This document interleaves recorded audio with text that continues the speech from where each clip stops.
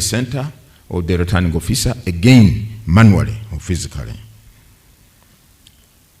Please note that the envelopes containing results of the various categories shall not be opened at the sub-county. Now, people say, I've had some stakeholders say, that process of moving results from the polling stations to the sub-county, then to the district stations, to the sub-county, then to the district, in between there, things begin to happen. There's nothing that happens. First of all, these results are sealed in what we call tamper-proof envelopes. And if you attempt to open that envelope, you cannot reseal it. And if you deliver it to the returning officer in an open form, then those results are suspect. So there is no need for worry that these stop measures from here to the sub-county to the district might create an avenue for manipulation. It doesn't happen. It won't happen. In any case, the safeguard is the agents already have the DR form. They already have the DR form obtained at the polling station. At the district or city, the results shall then be taken to the office of the district or city returning officer, who will tally and declare the results for the directly elected member of parliament for constituencies in that district, and the results for the woman member of parliament for that district. The results of presidential elections from that district will be announced and then transmitted to the National Tally Center at Lubowa in the Wakiso district. The returning officer, as I said, for presidential results is the commission. At the National Tally Center, what will happen? I want you to note that the constituency for the presidential candidates is the entire country. Accordingly, the Electoral Commission will tally all results from the districts or cities of Uganda and finally declare the elected candidate for president within 48 hours from closure of polls. The Commission has gazetted the Electoral Commission head office grounds on plot 2508, Lubowa, Kigo Luweza Road, Makindye, Sabagabo Municipal Council, Wakiso District, as the National Tally Center for presidential elections. The tallying of results will commence on Thursday, 15th January 2026 after 4 p.m. until Saturday, 17th January 2026 before 4 p.m. In order to minimize disruption of work at the National Tally Center, access will be in a regulated and controlled manner and shall be limited to only duly accredited media personnel, national and international observers, agents of political parties, and agents of independent candidates. Observation focus areas. Observers are encouraged to assess the following areas, among others: accessibility of polling stations, voter education and participation, compliance with the procedures by polling officials, presence and conduct of party agents, treatment of persons with disabilities, the elderly, youth, and women, transparency and integrity of the whole process, including counting and tallying processes. Reporting mechanisms. Observers are required to A, use official observer checklists and reporting tools issued upon accreditation. B, submit preliminary findings to the Electoral Commission or the designated coordination center. C, ensure any public statements follow institutional protocols and comply with the national laws relating to announcement of results. Security and conduct. Observers are advised to carry accreditation tags or cards at all times and follow guidance issued by the Electoral Commission and the Uganda Police. If I'm not mistaken, I think observers are free to traverse any part of the country. Isn't it, Hajat? You're free to go to any part of the country. Free. It is your choice. It's your choice. Go to any part of the country. You are further encouraged to report any incidents through the established official channels. This includes the office of the respective district election administrator. A contact list of all returning officers has been provided in the information pack. As we talk now, presidential and parliamentary candidates are winding up their campaigns. The campaigns officially close tomorrow because the law says campaigns should be concluded 48 hours prior or before polling. They want to use this opportunity to commend all the candidates who have been traversing the country or their constituencies, carrying out campaigns. They have generally been peaceful, I must say. In conclusion, I would like to thank you, our distinguished guests, for your commitment to electoral integrity and democratic governance in our country. Your observation contributes meaningfully to transparency, public trust, and the continued improvement of election management in Uganda. As the Electoral Commission, I wish to commit on behalf of my colleagues and the entire staff, we shall do everything that it takes to ensure the people of Uganda exercise their sovereign power under Article 1 of the Constitution, which says, all power belongs to the people, who shall exercise this power by choosing leaders of their free will in a free and fair election. I thank you for listening to me. I say this for God and my country. I wish you all a successful observation mission. Thank you so much.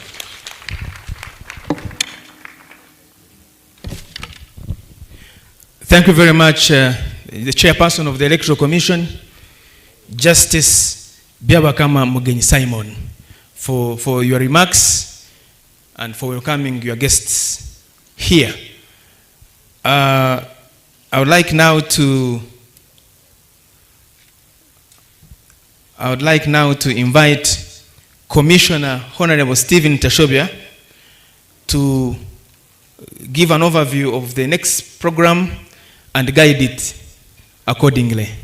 And that is on the highlights of the general election roadmap. Commissioner Honorable Tashobya, you're welcome, sir. Thank you. I'll stand over the protocol as laid down by His Lordship, the Chairperson of the Electoral Commission. What I'm going to present is a summary indeed, given the time that we have. The details of the roadmap is contained in a very comprehensive document which honorable members can access on our website or even get hard copies from our PR department. So this is a highlight of, or a summary of the roadmap. The 2025-26 general elections roadmap provides a strategic framework for delivering a free, fair, and credible, transparent election as commanded by the Constitution of the Republic of Uganda. And this roadmap was launched in August 2023, and it guides all the major milestones, including demarcation of electoral areas and organizational polling stations, including voter registration, candidates nominations, campaigns, and it guides also the polling and dissemination and transmission of results as presented by the Chairperson. The roadmap has a number of objectives, among which is to provide a clear basis for planning, budgeting, and implementation. It also strengthens the electoral administration and state administration. And it also helps us to avoid last-minute rush implementation of activities, but to work in a planned and coordinated manner, including getting the financing in time. The roadmap is not merely a schedule of activities, it is a governance instrument that reflects the Commission's commitment to transparency, efficiency, and inclusivity. By launching the roadmap early, the Commission ensured adequate preparation time and minimized risks of rushed implementation. Demarcation of local government electoral areas and reorganization of polling stations. The demarcation of electoral areas was conducted from 6th to 16th of August 2024. This exercise resulted in 45,505 elective positions from presidential, MPs to sub-county councillors. This ensured representation aligns with population changes and constitutional requirements. During reorganization of polling stations, 50,739 polling stations were reorganized nationwide to improve voter access and convenience while accommodating demographic changes. Every eligible voter now has a secure and accessible polling station, and this has strengthened inclusivity and reduced logistical challenges on the polling day. The Commission also conducted a nationwide exercise for identification and mapping of persons with disabilities, and this was done from the 4th to the 13th of November 2024. National Voters Register and candidate nominations. The update and display of the National Voters Register was conducted from 20th January to 17th February 2025 across all the 10,717 parishes and wards in the country. And the total number of registered voters stands at 21,681,491. 21,681,491 voters. The nationwide display exercise was conducted between 25th April and 15th May 2025, enabling citizens to verify and confirm their details. This exercise enhanced accuracy, and 25 candidates were nominated to contest for the 353 constituencies under the category of directly elected members of parliament, and 640 ladies were nominated to contest for 146 elective positions under the district woman representative category.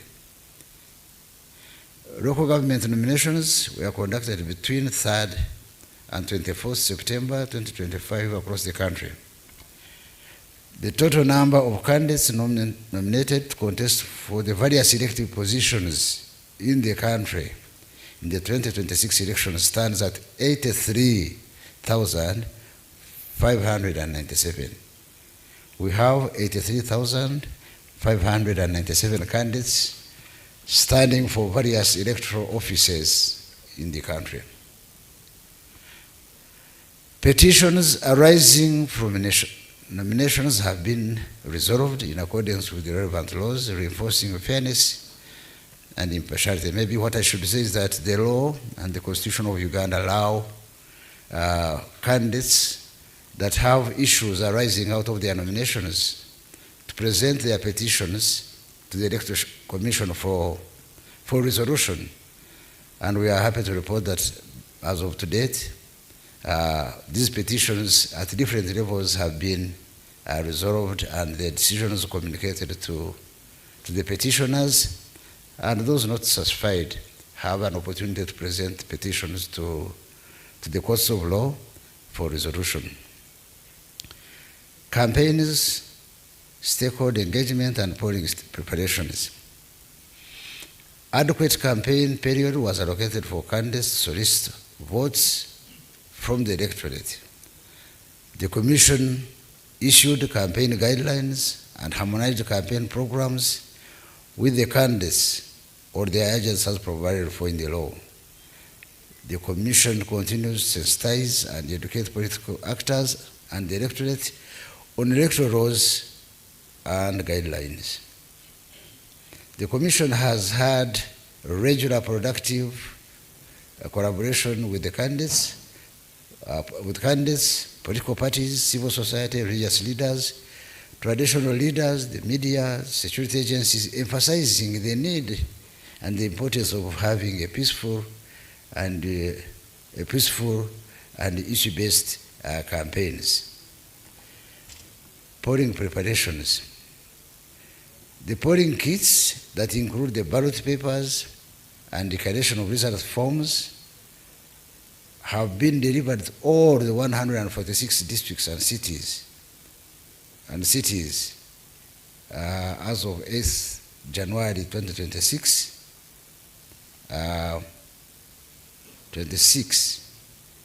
Additionally, the Commission will be conducting other parliamentary and local government council elections at various dates as summarized before.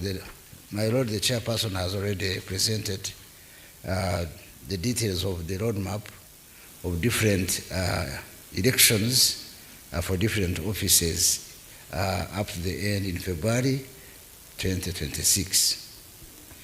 The Commission has recruited and trained polling officials. These are presiding officials, the BVV cooperators, polling assistants, and polling constables for all the 50,739 polling stations. Production and delivery of ballot papers and declaration result forms to our district stores has been done successfully. The mandatory use of biometric voter verification kits as provided for under Statutory Instrument 98 of 2025 will be strictly enforced during polling. The BVVK facilitates accurate voter verification and ballot verification, eliminating manual errors and thus preventing multiple voting and ensuring that only duly verified voters cast their votes. This enhances accuracy, strengthens transparency, and most importantly, it upholds the fundamental democratic principle of one person, one vote. The Commission is carrying out continuous sensitization campaigns to build public confidence in the new technology that has been adopted. Election results management. Detailed procedures for polling day operations, tallying and transmission of election results to the National Tally Center and the district tally centers has been disseminated to all stakeholders. The structured tallying process is designed to enhance accuracy and public trust in the electoral process. And this has been further explained by my Lord the Chairperson. Conclusion. The 2026 General Elections Roadmap embodies the Commission's pledge to deliver a credible, inclusive, and peaceful electoral process. By adhering to the law, engaging stakeholders, and implementing robust safeguards, the Commission has positioned itself to uphold the integrity of Uganda's democracy. And distinguished participants, the emphasis of the Commission throughout the process has been that all stakeholders, all participants, including us, the Commission, we must adhere and respect the Constitution and the relevant laws governing elections in this country. The Commission appreciates the support of all stakeholders, and this includes the government, political parties, the candidates, civil society, the media, government partners, security agencies and citizens for supporting the roadmap's implementation this far. Together, Uganda can ensure that every citizen exercises their right in the vote in a transparent and peaceful environment. Last but not least, we would like to recognize and thank the government of the Republic of Uganda for fully funding the entire roadmap from the beginning up to the end. We have not run out of funds, and all the funds have been funded by the people of this country through the government of Uganda. We wish you very well, and we hope you'll have time to move around and enjoy the beauty and the traditional welcoming people of this country. Thank you so much.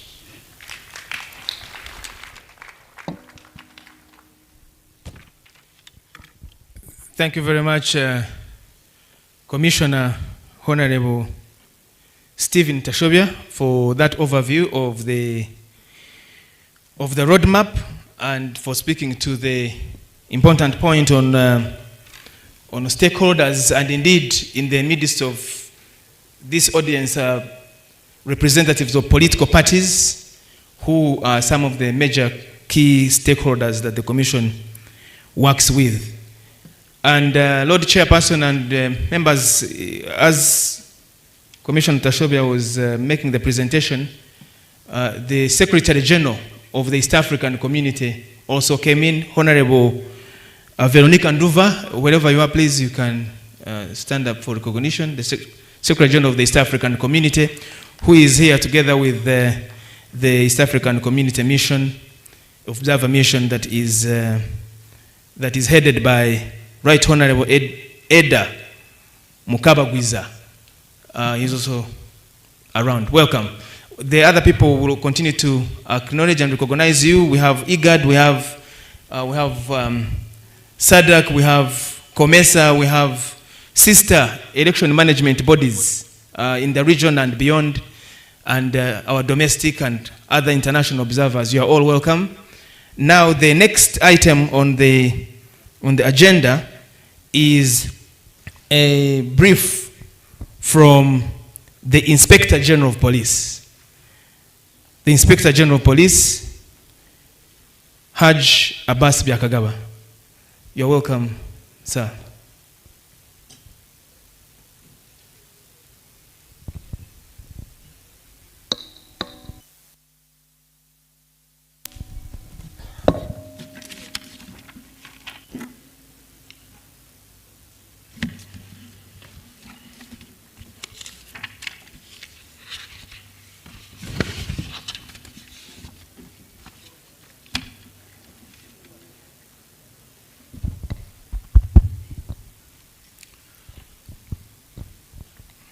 The Lord Chairperson, distinguished ladies and gentlemen, allow me to stand on the protocol already established. Mine is to give a brief on the security pertaining to the election exercise that we are already in. And I would like to begin by noting that the overall security situation in the country remains stable, with security agencies maintaining firm control over public order and territorial integrity.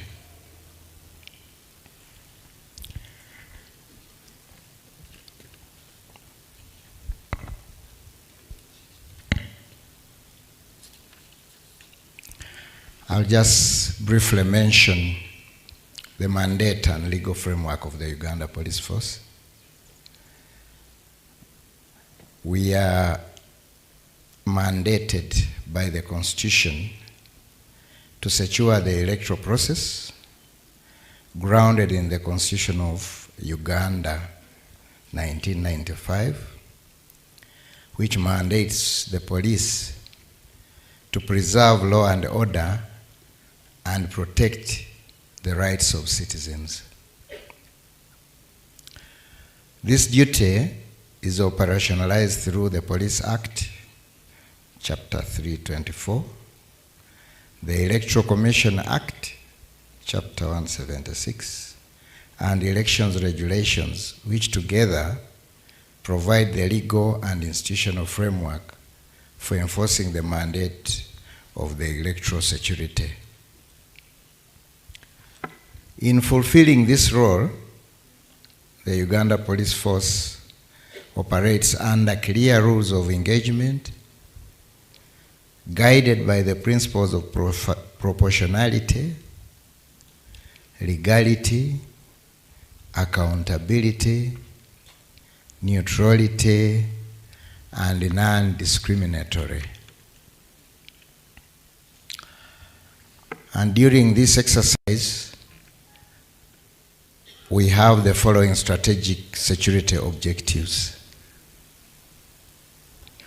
Our role is preserve nationwide peace and public order, rapidly contain electoral violence and intimidation, safeguard electoral infrastructure and digital systems, guarantee safe participation for all stakeholders, strengthen public trust and institutional legitimacy. And within this environment, we are also conscious and alive to the possible threats in as far as security is concerned, which we are prepared for. One of them is terrorism. The other one is electoral violence at rallies, polling stations, centers and other centers and the other tallying centers. The other one is incitement to violence, mis or disinformation and media propaganda, criminal activities generally, accidents and emergencies. We have a deployment strategy and seriously emphasized that the Uganda Police Force is the lead agency, supported by sister security agencies.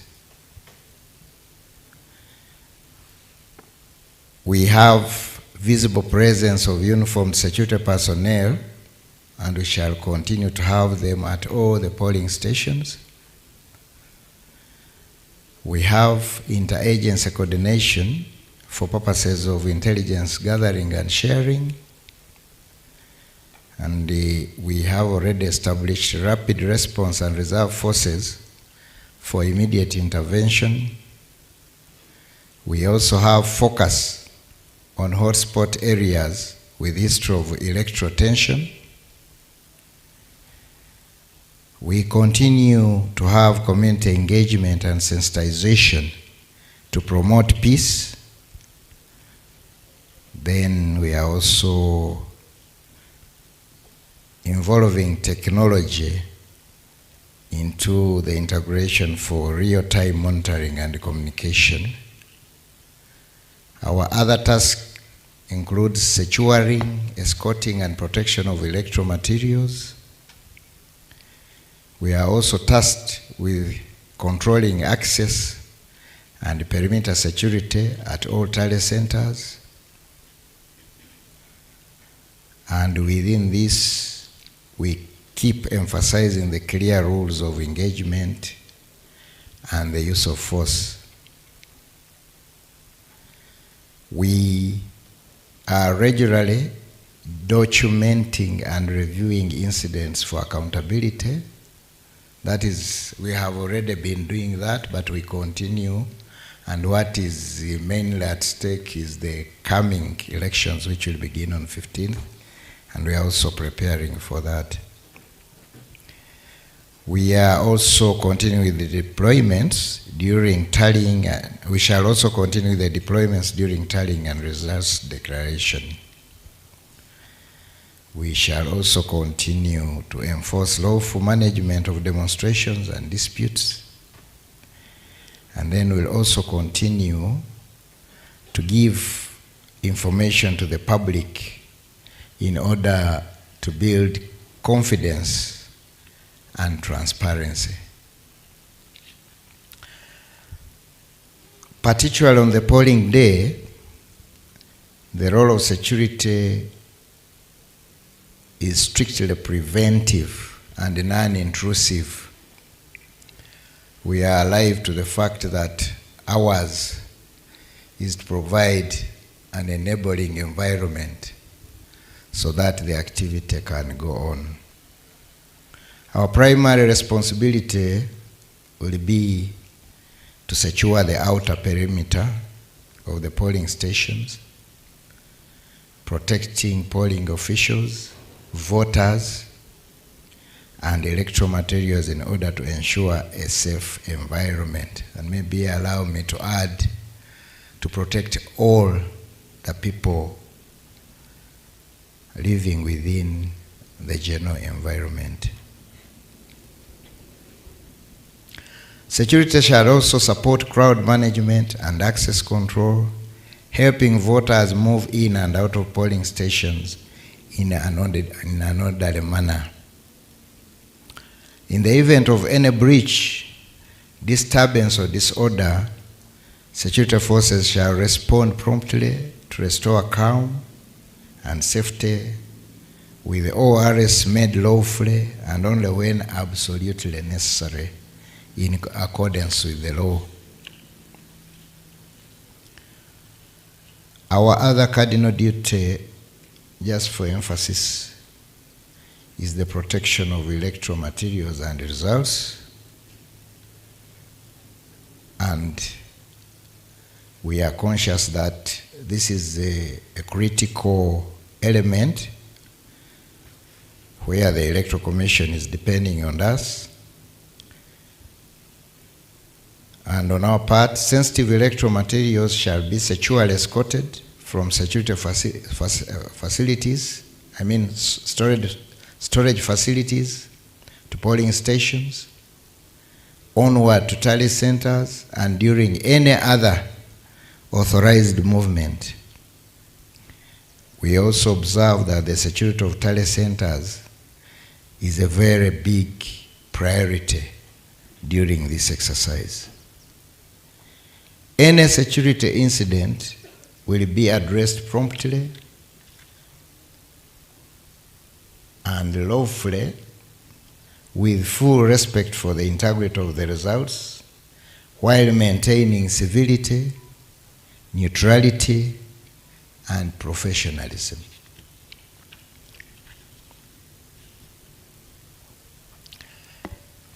In the area of post-voting security, our efforts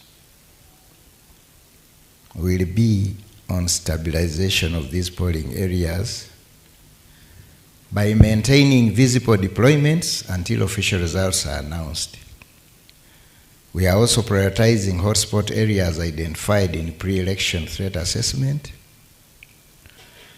and we shall continue to conduct joint patrols where intelligence indicates potential escalation. On the protection of electoral materials and officials, we shall secure the tally centers with layered access control protocols to ensure that those who are legally allowed to access will be able to access. We shall escort all the movement of DR forms to the tally centers to ensure that the processes are properly protected. We shall also strategically position our public order management units in case there are situations which require our intervention to keep law and order. We will continue, and we are continuing to monitor and counter misinformation and disinformation likely to cause unrests and we continue to support legal mechanisms for dispute resolution. In conclusion, the Uganda Police Force reaffirms its unwavering commitment to ensuring peaceful and secure environment for elections. We therefore call for continued collaboration and vigilance from all stakeholders to safeguard the integrity of the electoral process and to strengthen public confidence in democracy. And we are determined, working together with all stakeholders, to exercise civility and responsibility. The Uganda Police Force appreciates the vital role of the election observers and other stakeholders in promoting transparency and accountability. We wish you a successful engagement in this very critical activity in our democracy. Hopefully, after the elections, you will spare time to explore the beauty of the Pearl of Africa. I thank you very much.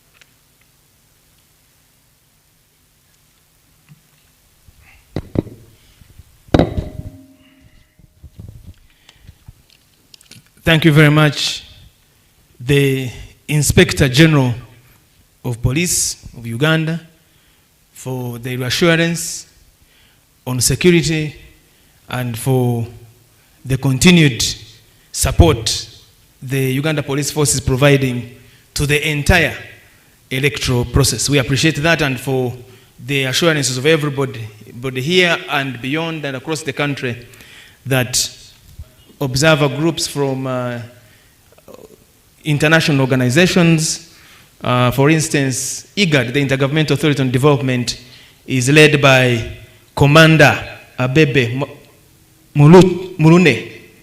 You're welcome. We have the Forum of Parliamentarians from the International Conference on Great Lakes region, who are also present here, led by the Deputy Speaker, Mr. Moses Moyo from Zambia. You're welcome. We have from the different diplomatic corps missions in Uganda, and they are all here. So you are all very welcome to this briefing. The next component is going to be led by Commissioner Honorable Anthony Okello. Commissioner Honorable Anthony Okello, you're welcome to lead us in a plenary which he will guide on the procedure for its conduct. Commissioner, welcome.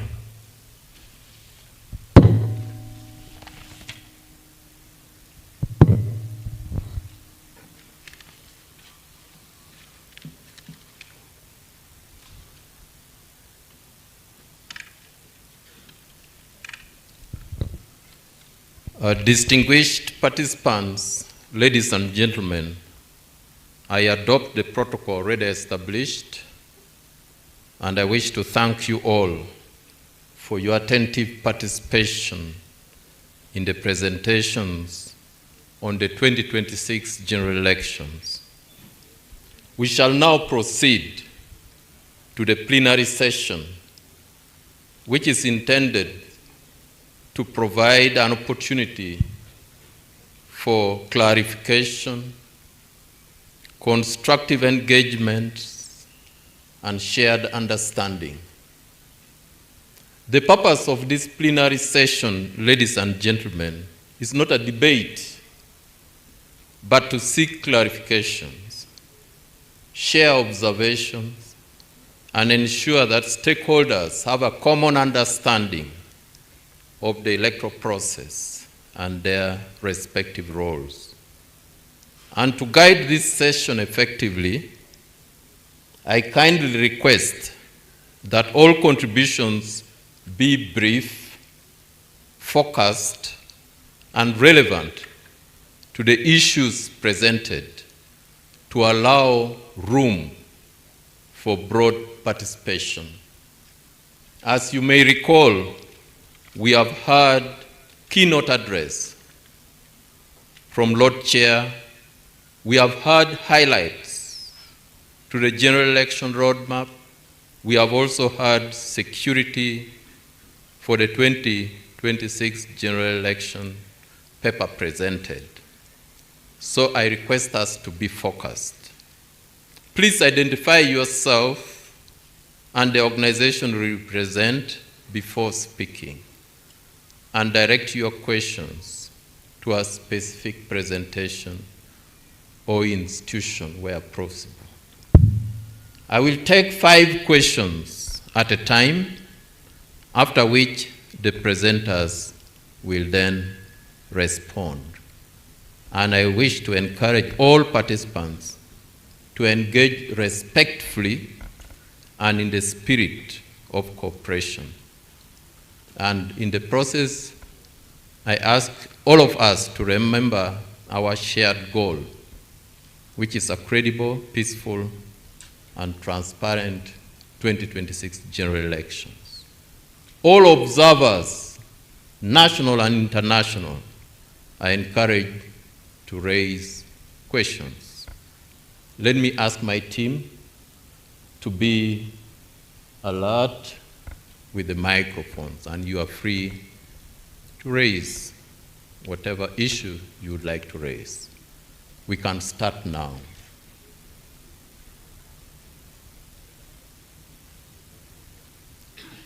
Raise up your hand and I'll pick you over there.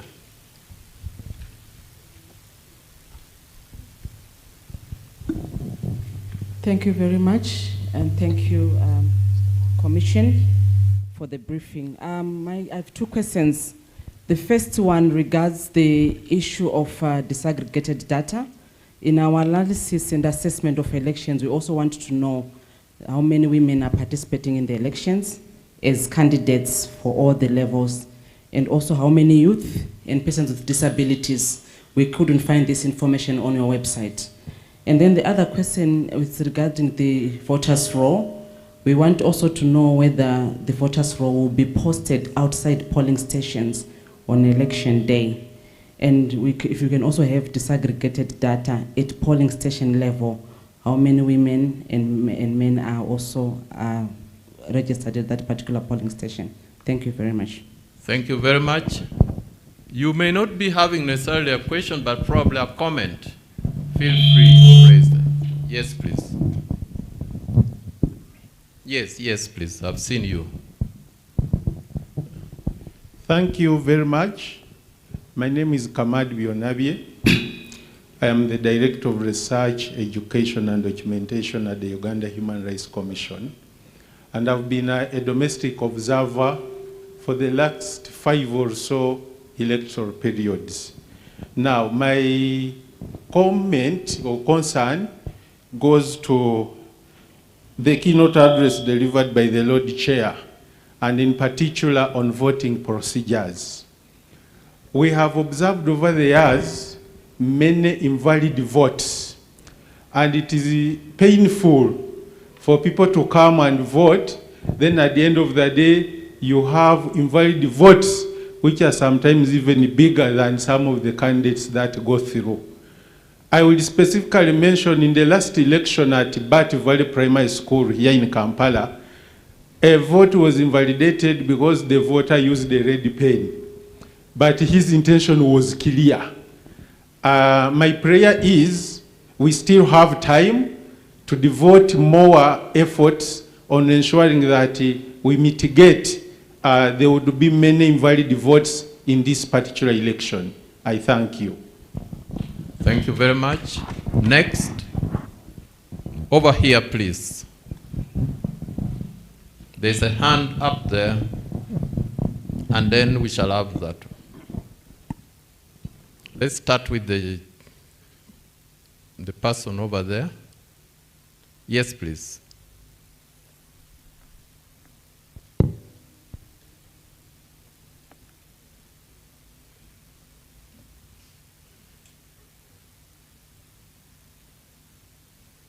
Protocol observed. Thank you very much for giving me this opportunity to ask a question. I want to mark the different individuals who are present here,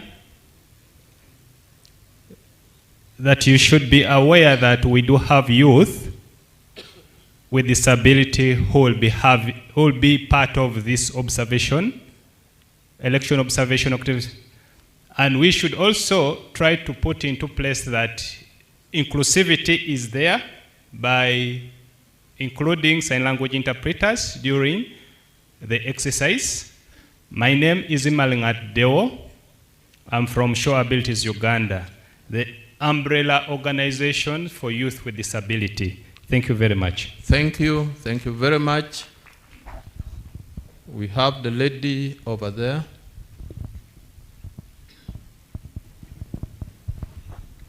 Thank you, everyone. I am Farida Lule, Executive Director, Ushahidi Foundation, Uganda, and a voter educator, fully accredited by the Commission.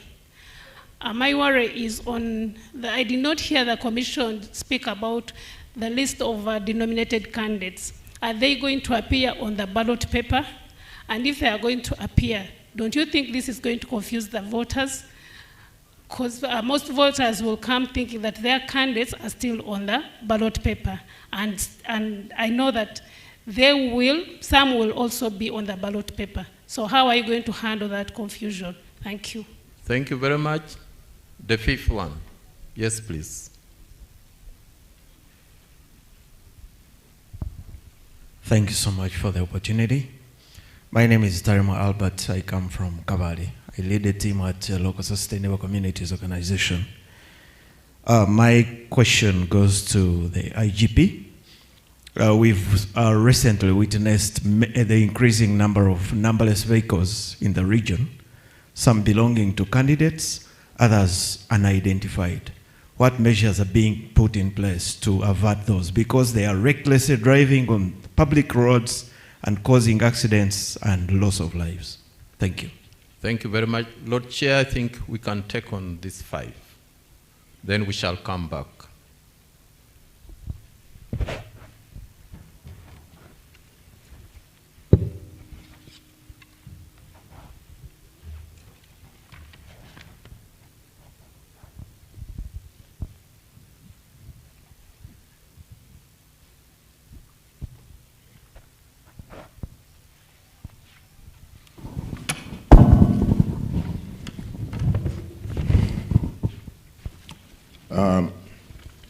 Thank you, Commissioner Anthony, and our distinguished participants for the questions you have raised, or comments. I'll start with Farida's question. On the candidates, nominated candidates who have been denominated or who have willingly withdrawn from the race. The focus is on the nominated candidates, but there are those who have voluntarily withdrawn from the race and notified the Commission as the law permits. And yet, the ballot papers are already out, they've been printed. The law provides that where such a scenario occurs, then the Commission must ensure the voters are adequately notified at the polling station. First of all, we put up a notice at every polling station indicating that candidate so-and-so has withdrawn from the race or has been denominated, is no longer a candidate. And therefore, don't give your vote to that candidate. That is one measure. The other one is, which I've also seen in practice during by-elections, the presiding officer, when he or she is handing over the ballot paper to the voter, also adds his or her voice, that candidate so-and-so is no longer in this race. So don't cast or give him or her your vote. It will be a wasted vote. So those are the 2 measures we apply. I don't know whether we also do radio announcements. Do we? No, we don't. The issue is to inform or to notify the voters in that electoral area where the candidate was nominated to contest. So, a notice at the polling station, and then a word or a caution by the presiding officer as to the voters. There's, I think we are always cautious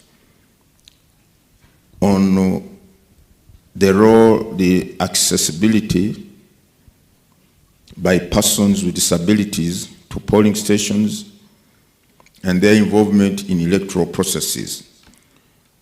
We are always cautious of that. And that's why I think the law provides for specific or special elections for persons with disabilities. And as a commission, we endeavor as much as possible to include these people in our programs, in our processes, and in whatever we do. Now, invalid votes. Indeed, as Mr. Byonnabye from the Uganda Human Rights Commission has observed, this is a matter of great concern to us. As he has said, you find the number of invalid votes are far more or higher than what some candidates even score as valid votes. Now, in this, there are two things. One, there are some people who deliberately render their vote invalid because the law says there are two recognized marks of voting, either tick or a thumbprint. But someone gets a ballot paper and writes, "My man," "our man," and this is an informed fellow. He's literate. He's writing "our man," "our woman," or he ticks the candidate of his or her choice, then puts a cross on the others. So he knew what he was doing, but others, they get a ballot paper, put it in without even putting a mark. It's deliberate. All these are deliberate or intentional processes. But in this training, we have also emphasized in the training of our polling officials, particularly the presiding officers, we have emphasized the aspect of when in law does a vote or a ballot become invalid. There are on occasions where the voter puts the tick or the thumbprint in the box bearing the photograph or the picture of the candidate, or the symbol, or the name, and not in the designated box where the tick is supposed to be.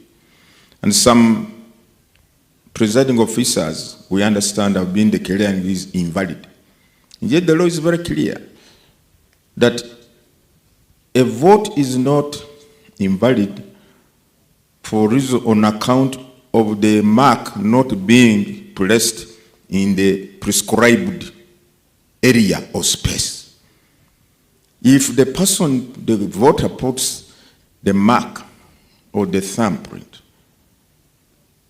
on the picture of the candidate, or the symbol, or the name, the law says the intention of the voter can clearly be discerned that he or she intended to vote for this candidate.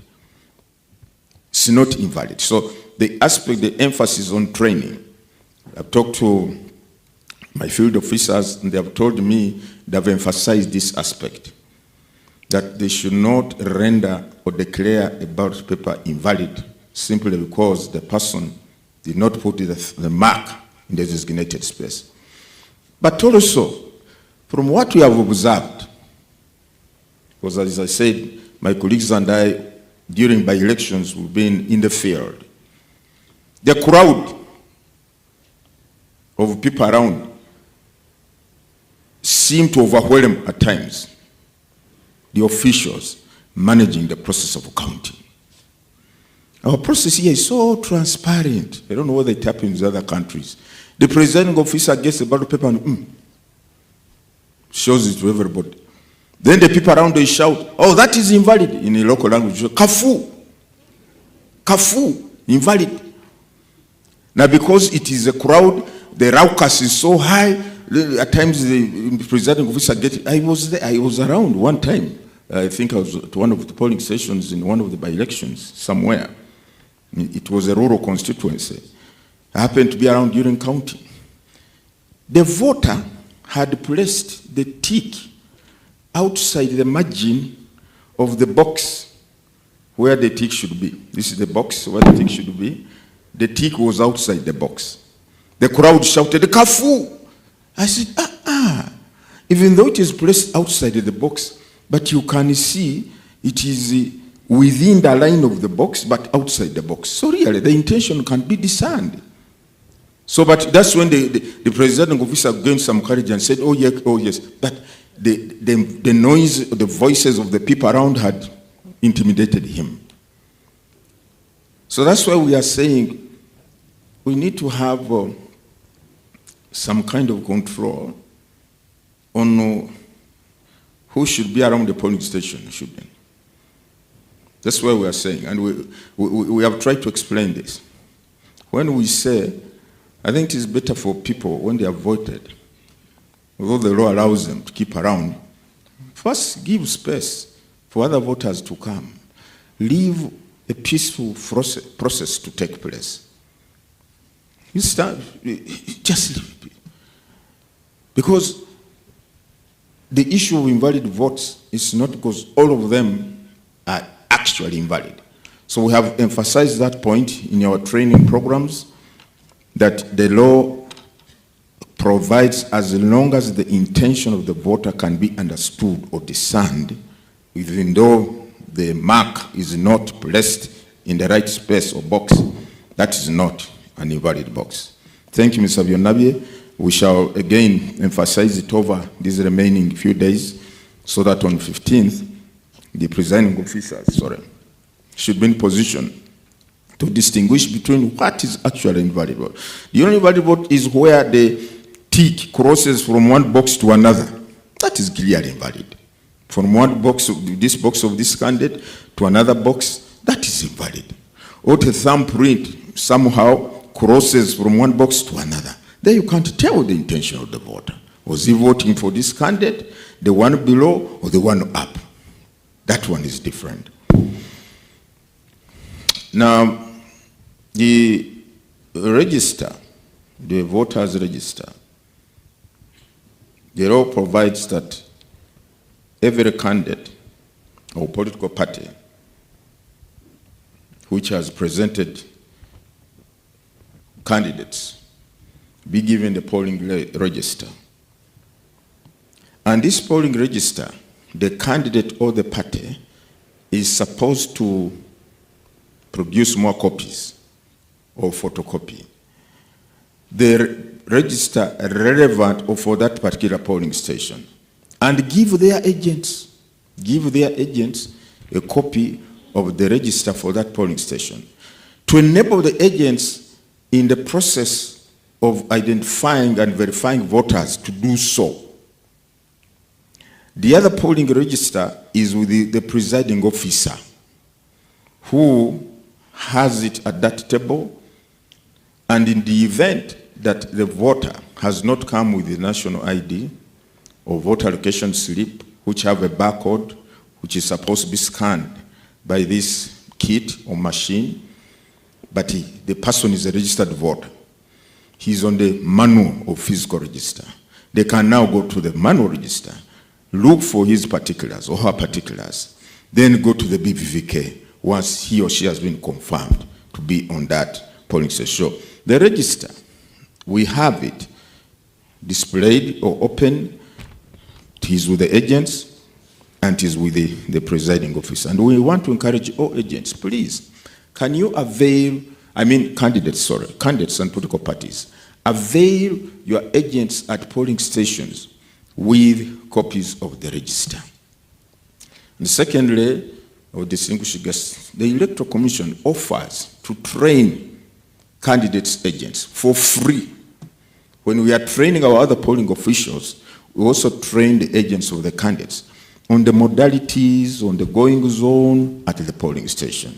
Because at times some of these agents report on account of not being conversant or acquainted with what goes on at a polling station.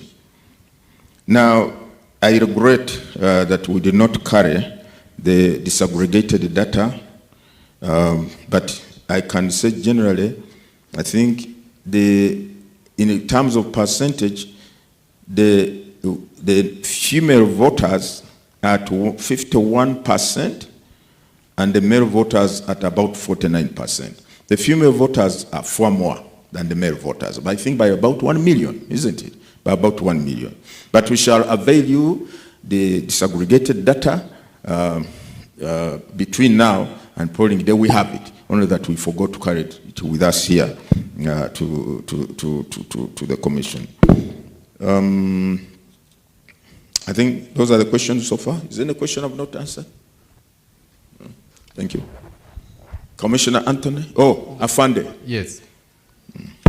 That's it, Lord Chair. Numberless vehicles. No, Afande has one question to answer. Numberless vehicles. Yes. I don't know whether the traffic rules permits those ones also. Thank you. Thank you, Lord Chairperson. And thank you, Albert from Kavale, for that observation. I think in passing, the chairperson has partially answered this. This contravenes the traffic laws and regulations of this country. Situations where you can't properly identify the motor vehicle. Situations where you can't properly identify the motor vehicles concerned. I thank you very much. Thank you very much. About 3 hands that side, we can have those 3. And then we shall have this one, the person here will be the 4th, and we shall get the 5th person. Let's have all those 3. Thank you, Commissioner. My name is Bale Alan, Friends of Uganda Director.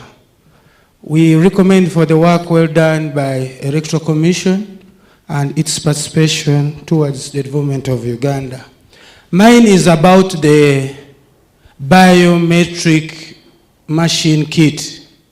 We are just inquiring, in case of any failure of the biometric machine, how can we overcome that during the process? Thank you very much. Thank you. Next.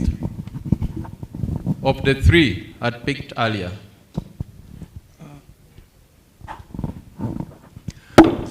Thank you very much, Commissioner.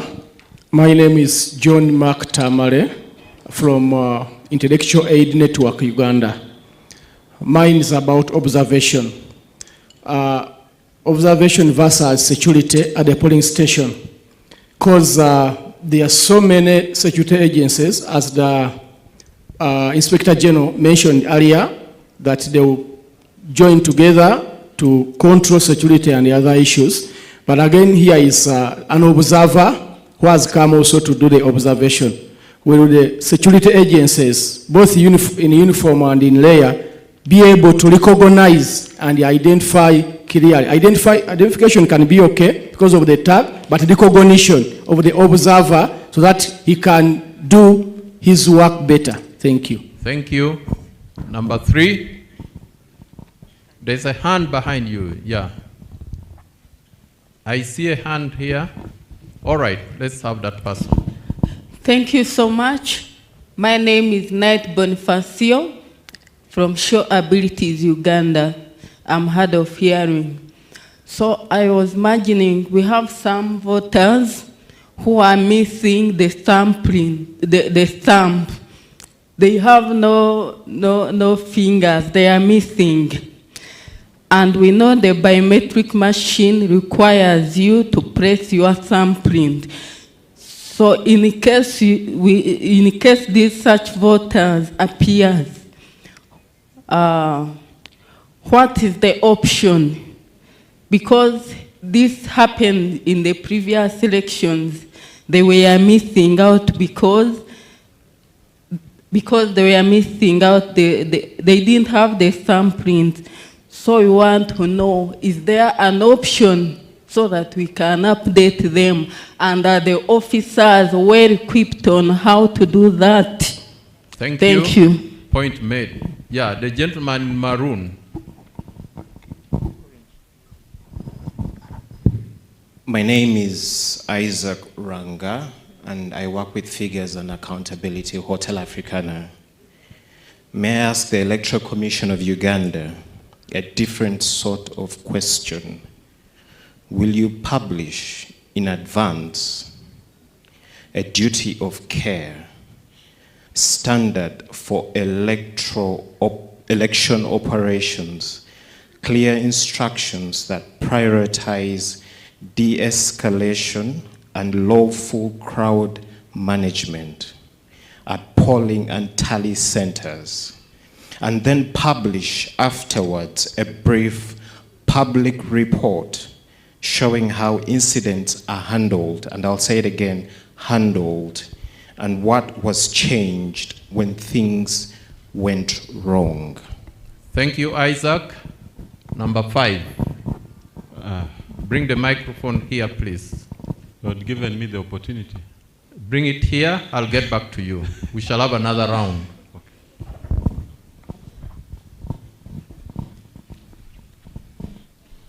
Yes, please proceed. Take the microphone.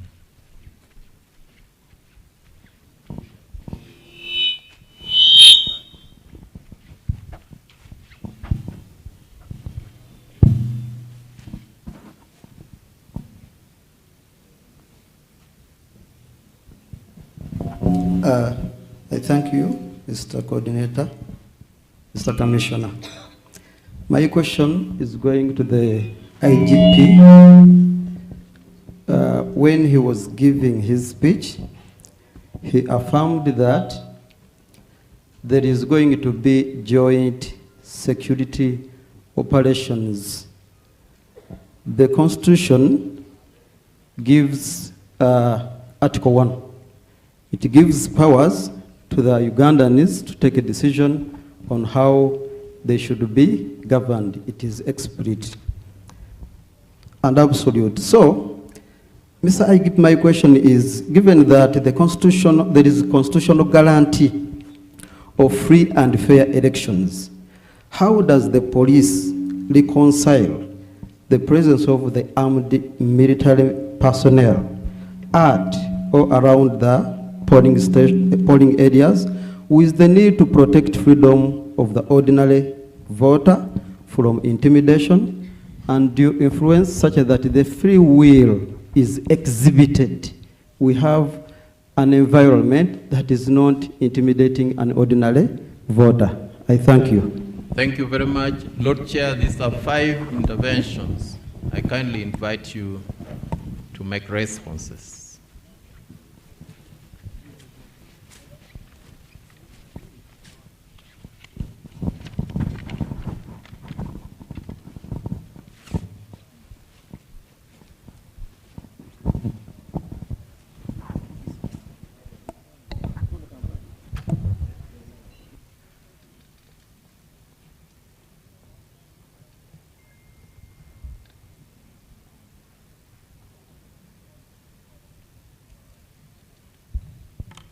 Thank you very much.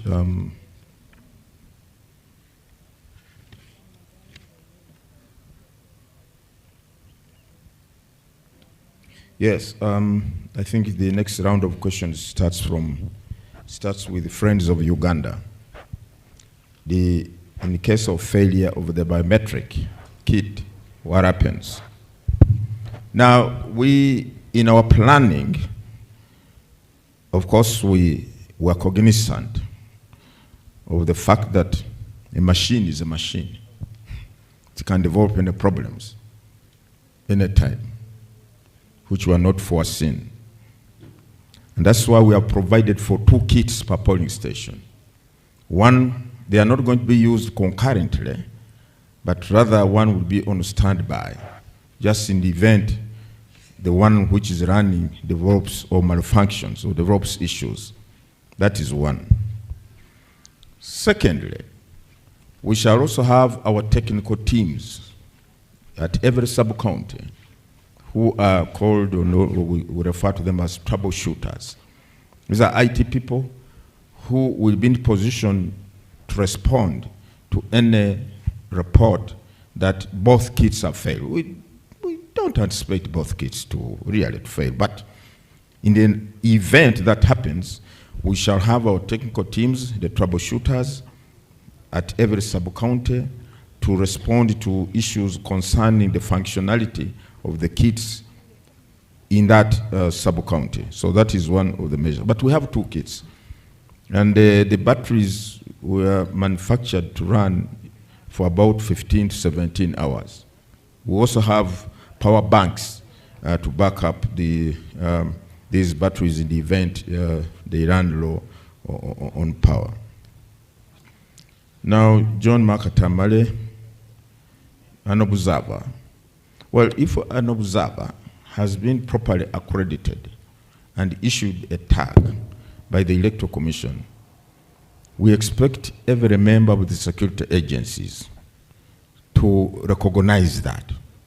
To recognize that this person or this individual has gone through a due lawful process accounting for his or her presence at this polling station as evidenced or proved by the tag issued by the Electoral Commission. So I think the IGP is here.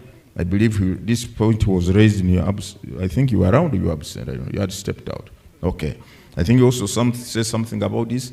Our security forces or personnel who are going to be deployed at these polling stations will have to be sensitized strictly.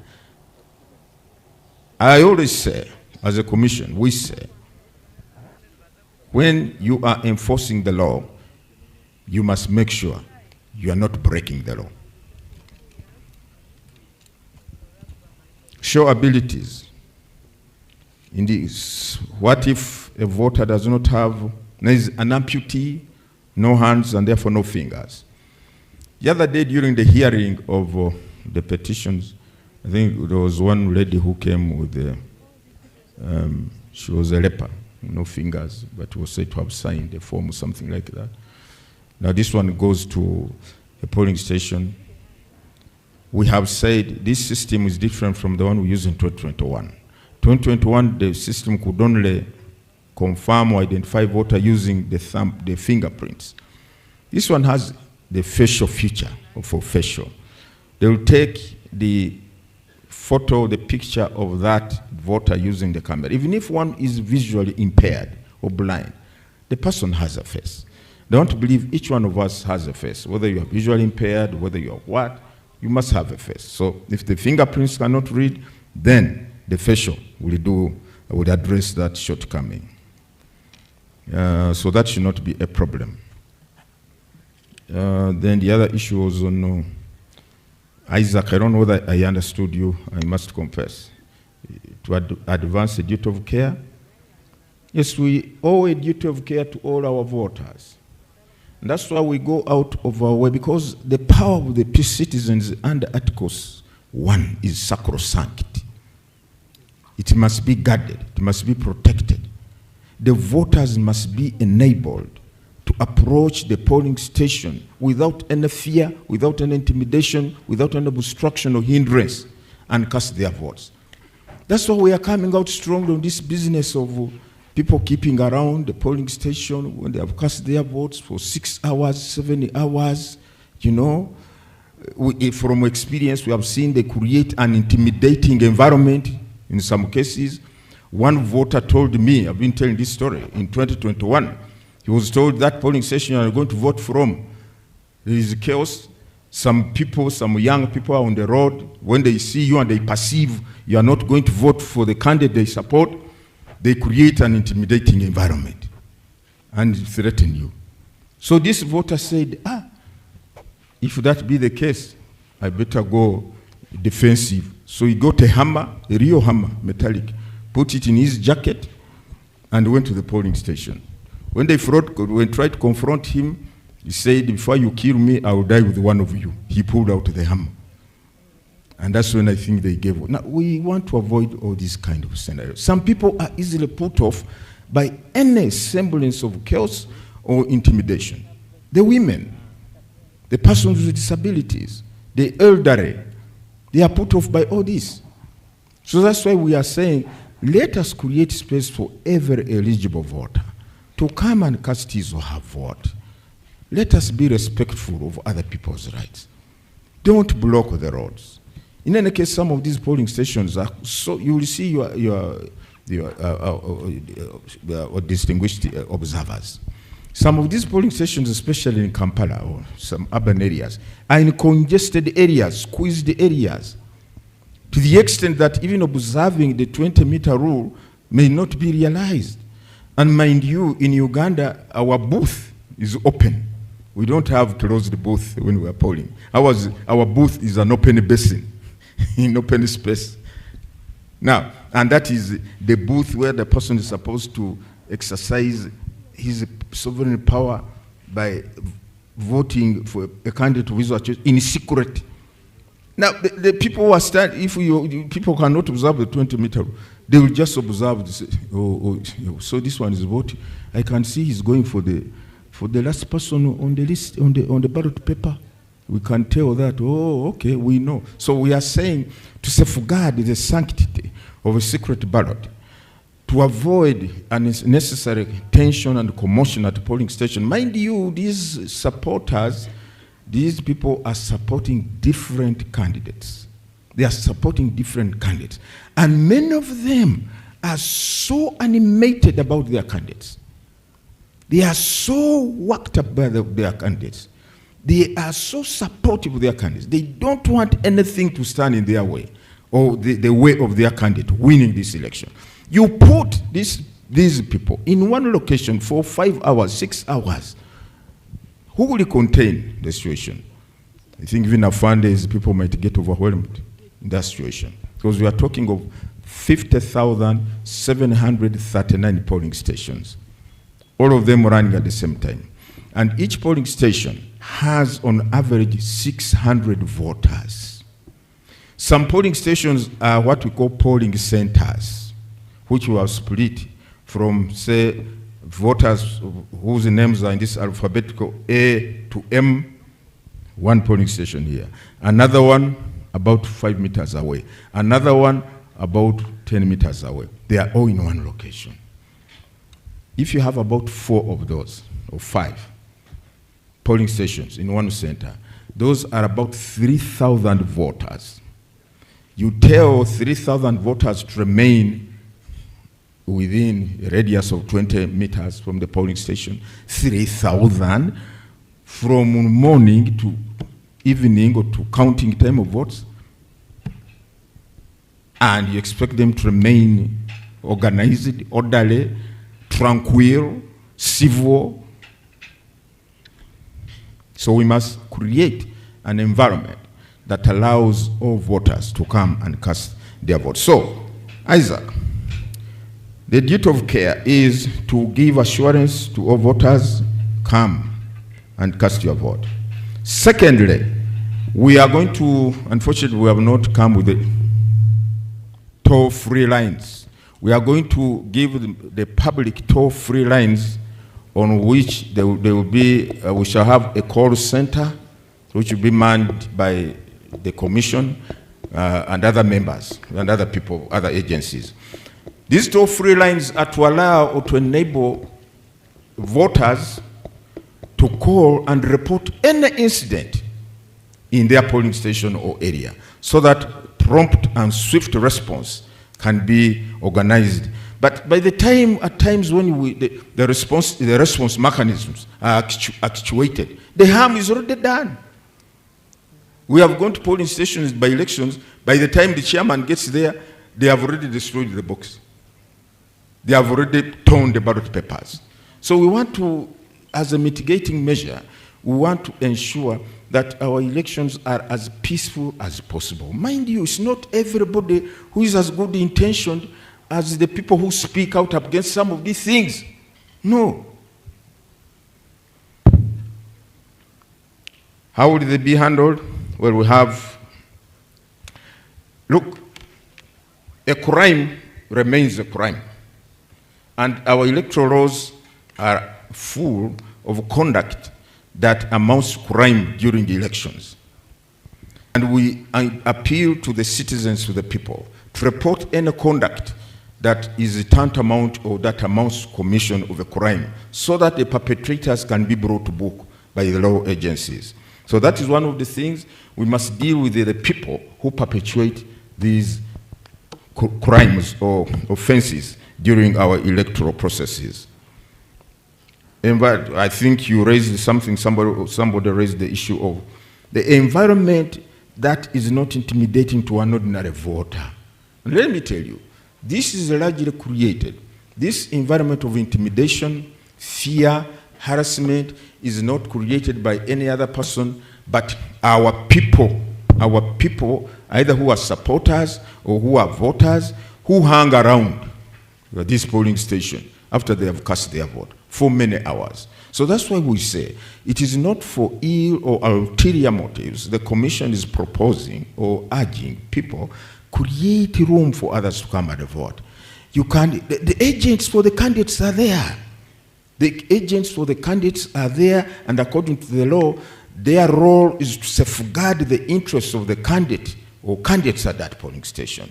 We have 8 presidential candidates. Those are already 16 agents inside the polling station, lawfully mandated in law to be inside the polling station. We have, in many areas, we have not less than 5 parliamentary candidates, or even 10. In Kampala, I'm told some of them have 20 parliamentary candidates. Those are already 40 agents, plus 16 agents for presidential candidates. Those are already 16 vote protectors, safeguarders, and so on and so forth. So, for goodness sake, to avoid these unforeseen circumstances or unforeseen developments or scenarios of chaos erupting, it happened in 2021. I was telling the excellencies, the ambassadors the other day, that in 2021, there were some polling stations whose results we could not declare. Why? The people around.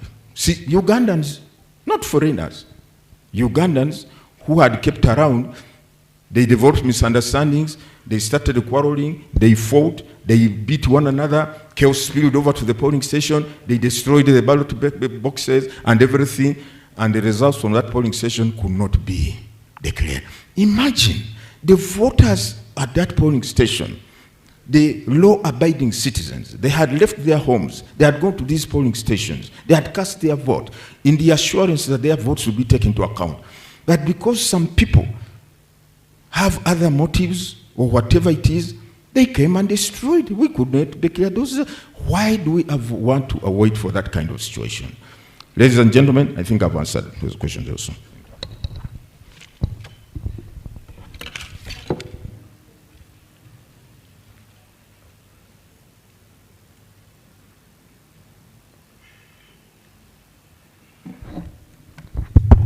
Thank you very much once again. I think I'm lucky this morning. Most of the inquiries being helped by the Lord Chairperson, and therefore mine is basically to emphasize. The other issue was, will the observers be identified by the security? The answer is yes. As explained by the chair, they have been accredited, and we shall only have to emphasize to our people. The only thing is the other emphasis will be sure that they are the observers, so that we don't have intrusions by people who may want to disorganize our activities. Maybe I need to explain also on the issue of interagency, which I mentioned. If you recall, I first started with informing all of us that the security situation is normal in this country, and this is courtesy by the police, supported by other security agencies. But we as the police, we are very cognizant of the fact that the role of protecting the operations, of providing the basic security for the electoral process is with us. But we cannot do this in isolation of other general security concerns, and that's why we are a lead agency. Like, you will not expect to see other agencies at the polling station, inside the polling station, because we have prepared for that. You will see either a polling constable, and the constable is a police officer, and another police officer, and another police officer, where we shall be found wanting. Maybe you'll have a prisons warder. That's the assurance I'm giving. But also, I also want to add that the presence of other sister forces outside the other spaces should be an assurance to all our people that there is security around, led by the Uganda Police Force. I hope this one is taken clear. I mean, is properly explained by me. Because it is important that as we look at the security of the elections, the electoral process, we must also look at the security of the country, and also the security of other activities apart from elections. Those activities collocate. We don't put them in abeyance. And from my presentation, I'd like to recall that I also mentioned about other threats that could easily come in and disorganize our electoral process. I thank you very much. But finally, I would like to say the presence of security should give us more confidence and assure us of security all the time. I thank you very much. Thank you very much, Lord Chair and Inspector General of Police, for those clarifications. All observers will receive detailed information book in the pack that you are going to receive from the Secretariat. We have a free toll call center that is indicated there. We also have a chargeable line, which is not free toll, but they are both indicated in the pack that you will receive from the Secretariat. I also wish to state that this activity was scheduled for 1 hour. We are now 45 minutes into the activity. We are coming towards the closure, and in the interest of time, I'm going to take only one more round of 5 people, and then we shall have the interventions, and we shall end this activity. So let me have the two. I can see 2 hands behind there. Then I can have 1 hand here and 2 there. Let's pick 2 from behind. There are quite a number of hands up, but we shall have only 2. Then 1 here, then 2 here. So we can begin. Okay, thank you. I'm by the name Zindaula Bakari from Intellectual Aid Network. My question goes to the chair.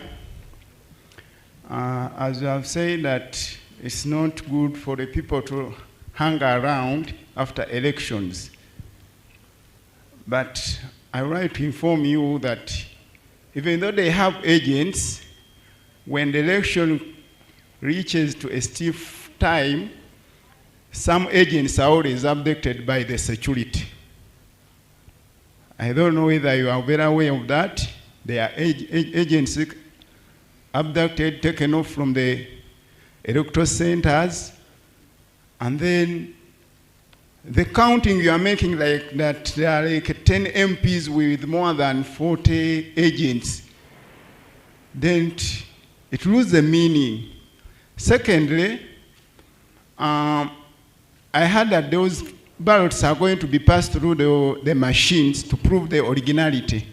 My question goes to the DRR form that transports the results to the collection center of the results.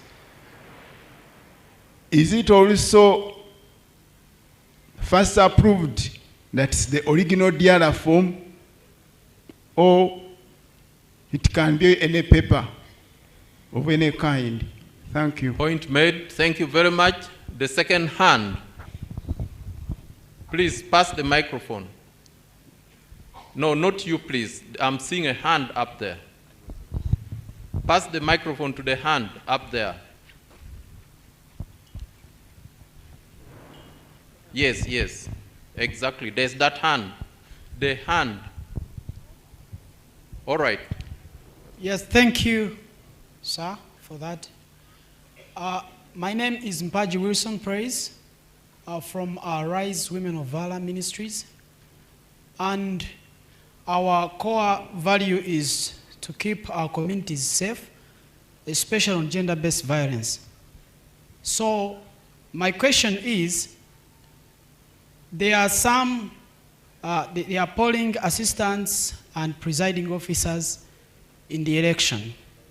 And some of these are young women, some of them are older women, but when we do the tallying of the votes and counting, the process ends a little bit late. And we want to know the safety of these women as they go back, because some of our areas are in the very remote places and they are not safe to travel alone in the night.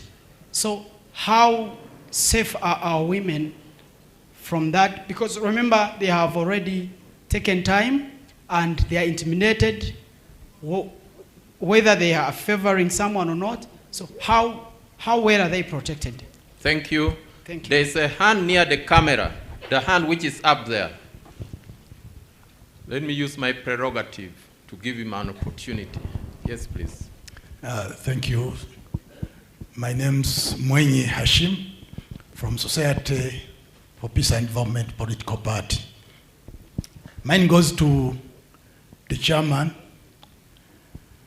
He has narrated how the law allowing people at the polling station keeping a distance of 20 meters. That somehow, even if it is the law, but it is very disturbing. He narrates that in 2001, things were not good. He's also 2021, yes. And then he fears that the same thing is likely to happen in this coming election. I'm trying to advise him that let him take this to Parliament so that the Parliament can create a law which can say after voting, let people keep a distance of 1 kilometer. Better than him here narrating and lamenting, breaking the law, and he has taken a lot of time on that. So let's expect that during these 5 years, table this to Parliament so that a law can be put in place. Thank you. Point made. We can have the person here. Yes, please.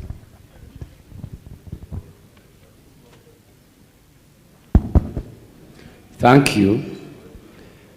My name is Stephen Namatavampiga from the National Consultative Forum of Political Parties and Organizations in Uganda. We have witnessed a lot of brutality unleashed against opposition supporters during the ending campaigns, and also brutality unleashed against journalists as they tried to cover what was happening. I wish you assurances given to all the ladies and gentlemen that have been accredited as international observers, that they will not face similar incidences. In case, for example, Ugandans choose not to leave polling stations after they cast their vote, but remain within the required 20 meters distance. What will happen? Are they assured of protection?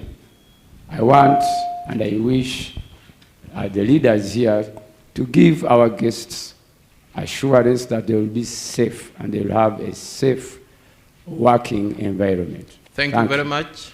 I saw two hands this side earlier. The other one over there. Yes, please. Thank you very much and good afternoon. When we are observing, there is always in the checklist something to do with the presence of campaign materials on the campaign within the polling area. In the previous election, such instances happened. You go to a polling station and the campaign materials are all over, even during the Kawempe by-election. My question is, who is responsible for removing those campaign materials or campaign posters, and have mechanisms been put in place to ensure that this time around we don't have them in the at the polling stations? Thank you. Thank you. My name is Alex Bukumune. I work with the Uganda Human Rights Commission. All right. Yes, please.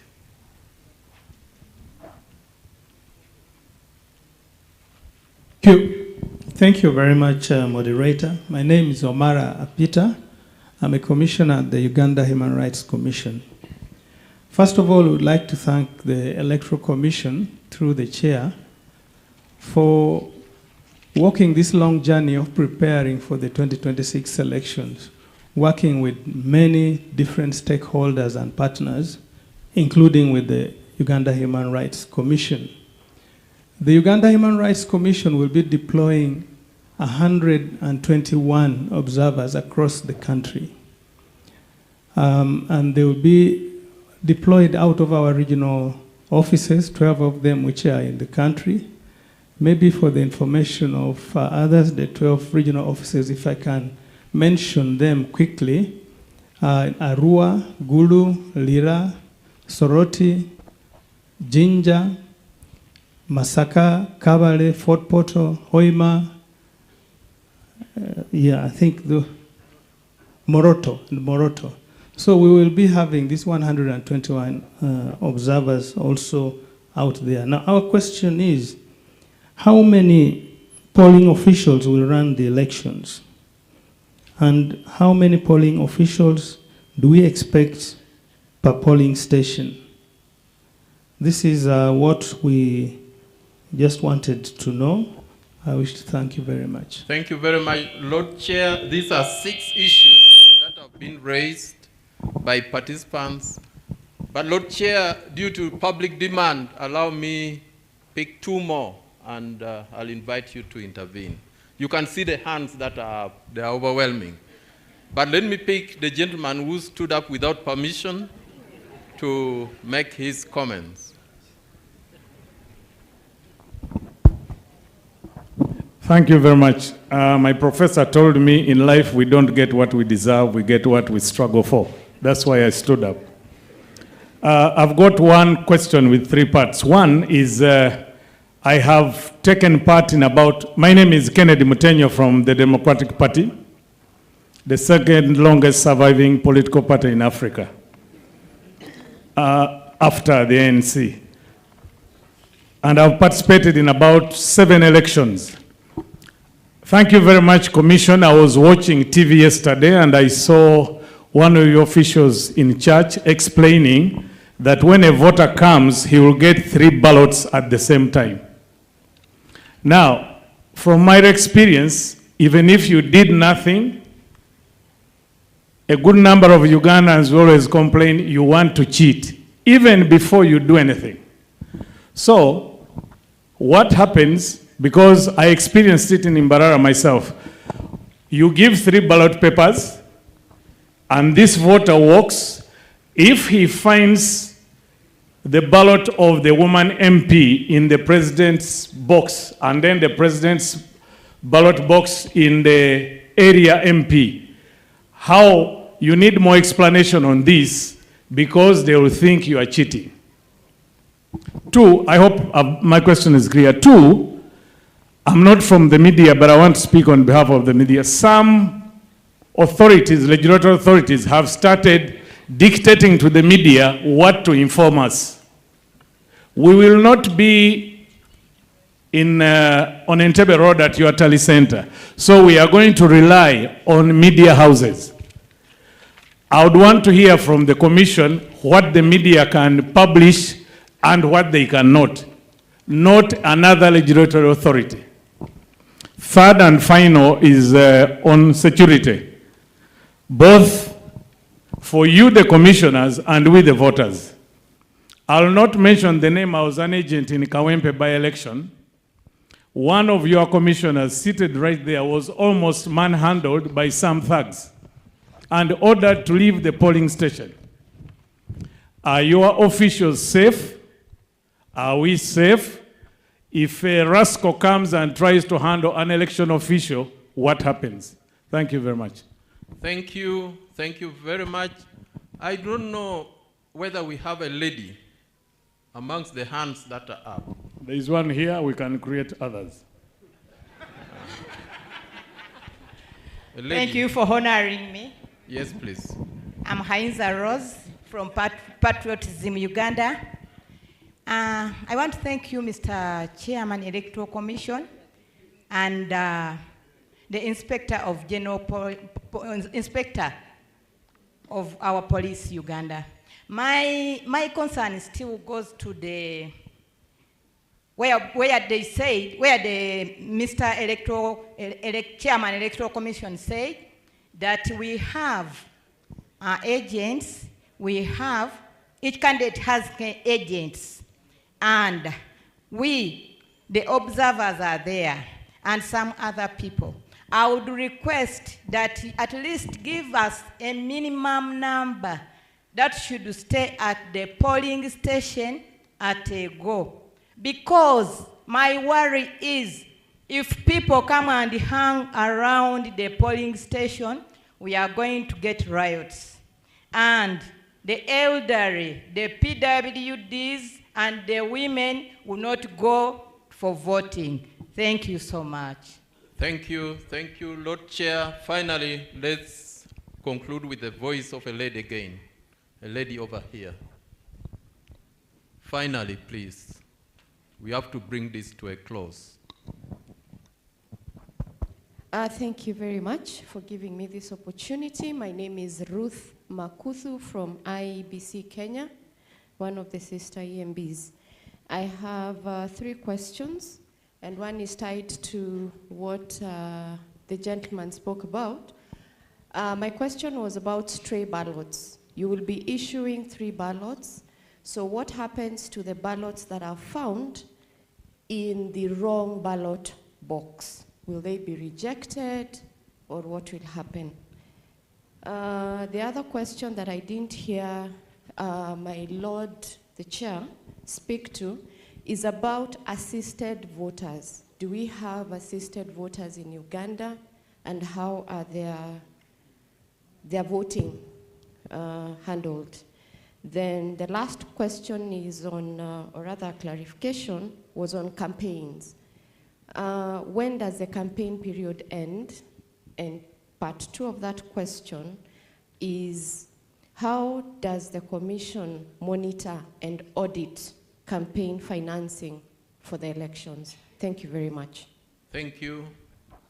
Ladies and gentlemen, I think those are the issues that came from participants. But Lord Chair, let me add you 2, which are written and sent here.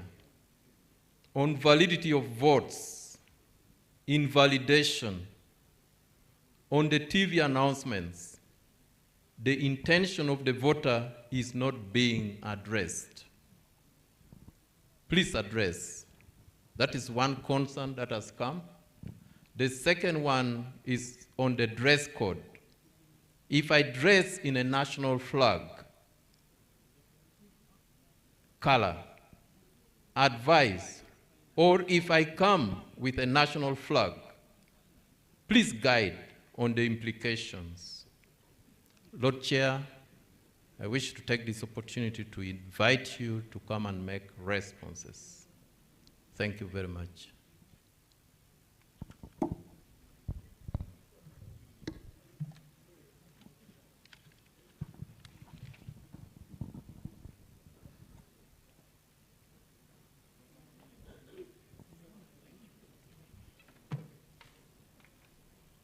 Thank you, Commissioner. Where are those questions?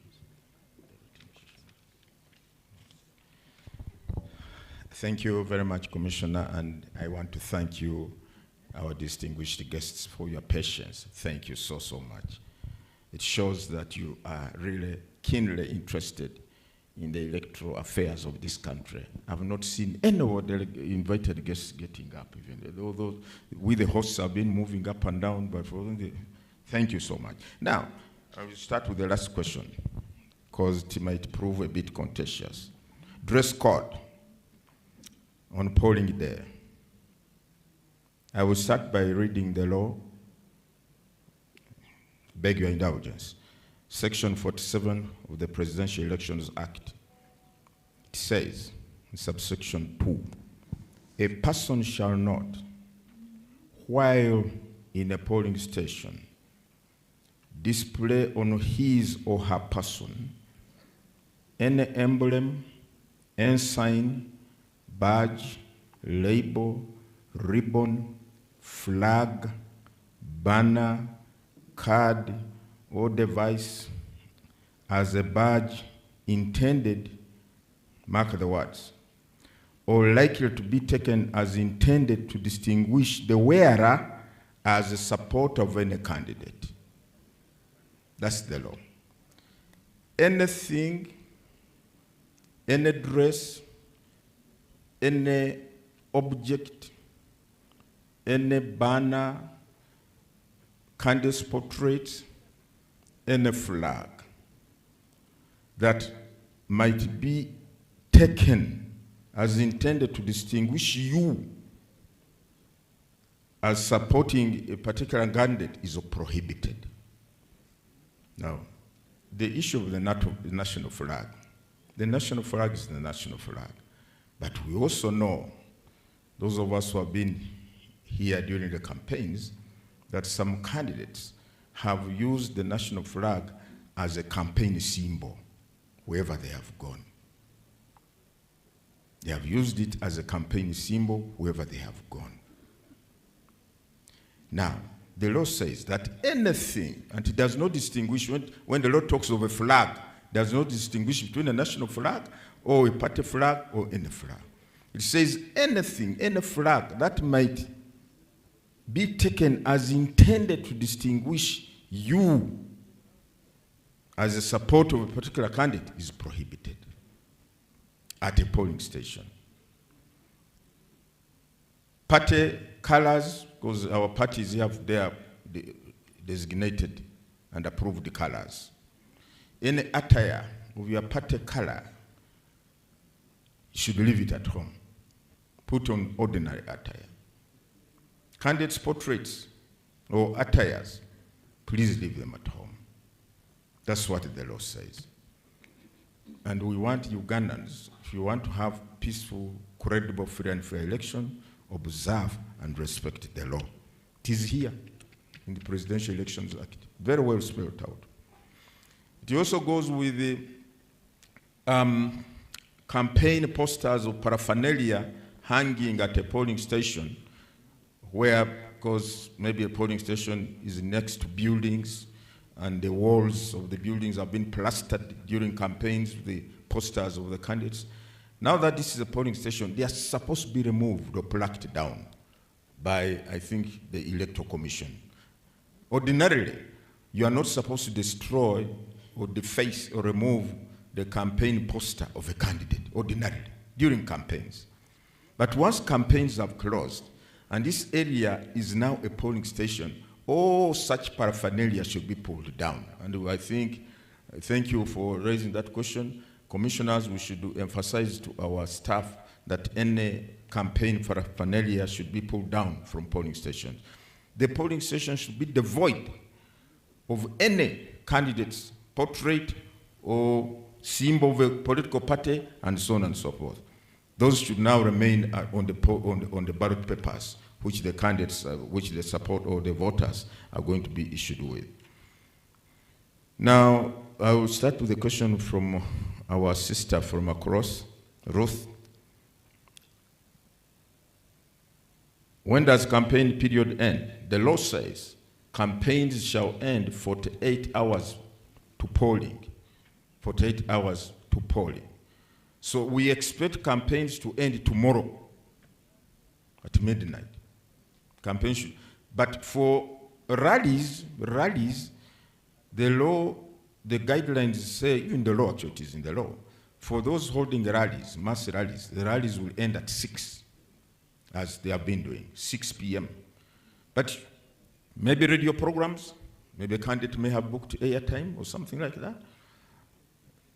In the evening, when most listeners or viewers are at home, but essentially 48 hours to polling, that's when campaigns stop. Ruth, unfortunately, the Electoral Commission does not monitor campaign financing in Uganda. It is free for all. The more money you have, you go. We tried National Consultative Forum endeavored in 2020 to introduce an amendment in the law to cap campaign or political financing. Money, I don't know whether it happens, Your Excellency, I don't know whether it happens also in Nigeria, but in Uganda, the issue of money has really become endemic in our elections. The use of huge sums of money has become a problem, a challenge. And the only way you can address that is by having the relevant legal framework in place. We tried to push it to Parliament, National Consultative Forum, where we are members as a commission, tried to push it to Parliament. It never saw the light of day, I think for obvious reasons, I think. So it did not come out, so there is no law on campaign financing. Whoever has the deepest pockets goes on. Those who have short pockets, what do we do?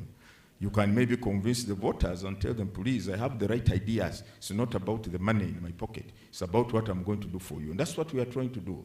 There are some also civil society organizations like ACME. I think this one, again, campaign money something. They also tried to push that amendment. It did not come through. We hope one day, there will be a law to cap for campaign financing or political financing during elections. Then the other issue was, yes, I think they have raised something very, very, very, very critical. The voters on 15th are going to be issued with 3 ballot papers: presidential, woman member of parliament, directly elected. The boxes are different at the polling station. For presidential, WMP, directly elected. The ballot papers are different.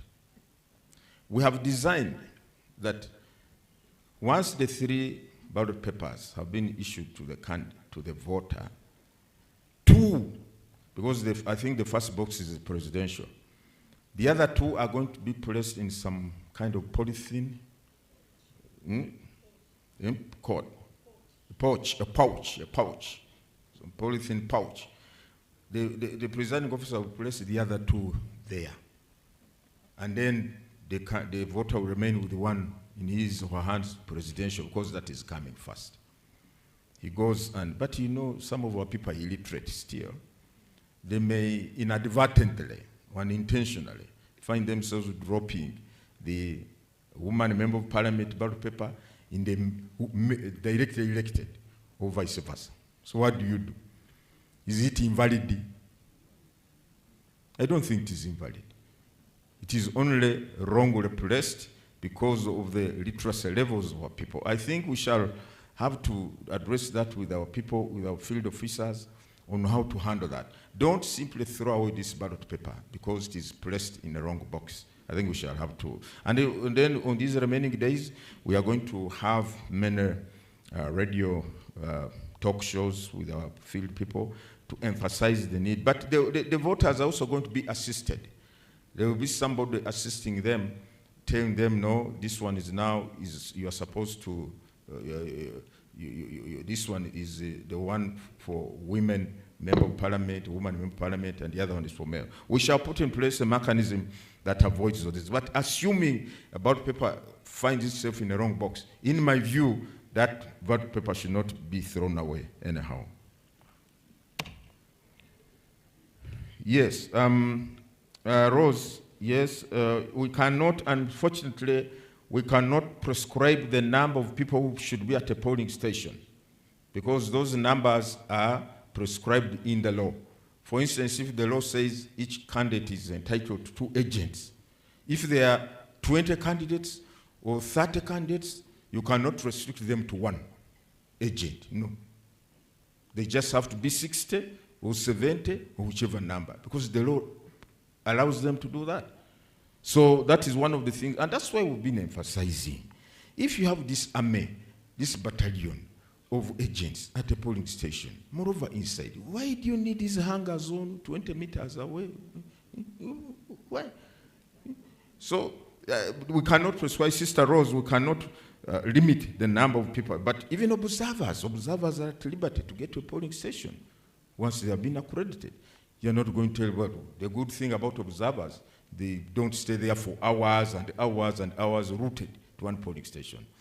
But the people who are rooted there full time are the agents of the candidates who are permitted in law to do that.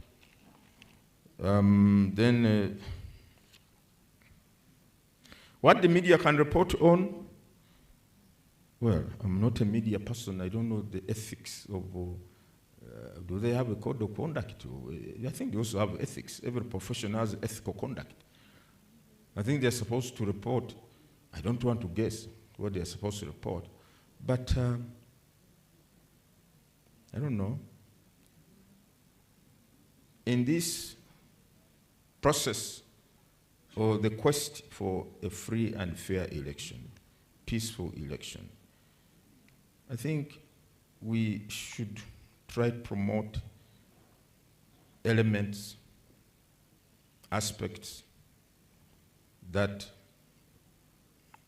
ensure there is peace and stability in our midst. And therefore, the media, who are entitled to do their work in accordance with the principles of journalism and so on and so forth, and should also be cognizant of that we should also promote peace and stability in our country. Because at the end of it all, when the 15th is gone, when the 17th is gone, when we declare the final results, we shall have this entity called Uganda, which shall remain for the people of Uganda. We shall remain here. Our guests, our visitors, will go back. But for us, whom God created and said, you are Ugandan, I think let us be mindful of what is good for Uganda and what endangers Uganda, what promotes the kind of Uganda I want. And I've been telling people, we should always ask ourselves, all of us in positions of responsibility, positions of leadership, positions of decision-making, ask yourself, is what I'm about to do for the good of my country or not? If it is for the good of me, as me, but not for the country, let me not do it, because it endangers the country.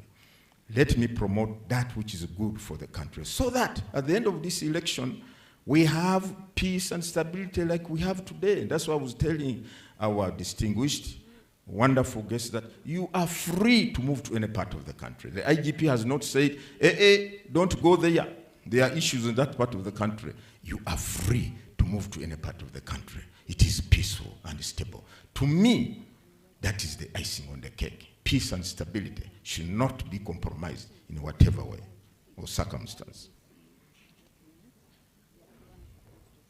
If a rascal tries to manhandle an election official, of course, my brother, what he witnessed in Kawempe was unfortunate. But IGP is aware. We have discussed the good, the bad, and the ugly that we witnessed in Kawempe. And I can assure you, we are not likely to see a repeat of such scenarios as we saw, because all of us owe it to our people to have peaceful processes. Now, yes, how many polling officials? Now, we understand we are going to have about 7 polling officials at a polling station, including the constable, the polling station constable, the polling station constable. There are about 7 who you are supposed, but these are clearly distinguishable. They put on the aprons labeled EC with the logo and the labels of the EC. These are there. But agents,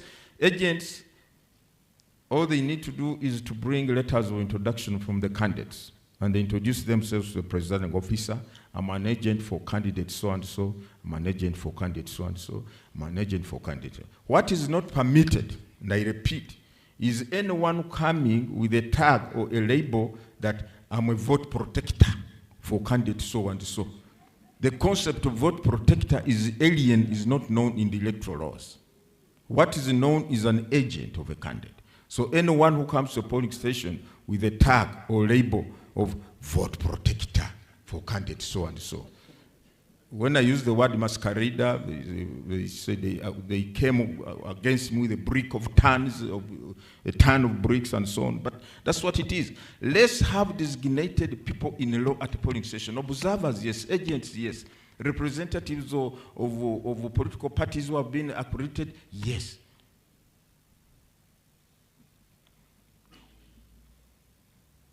I think I've answered the issue of campaign posters around polling station.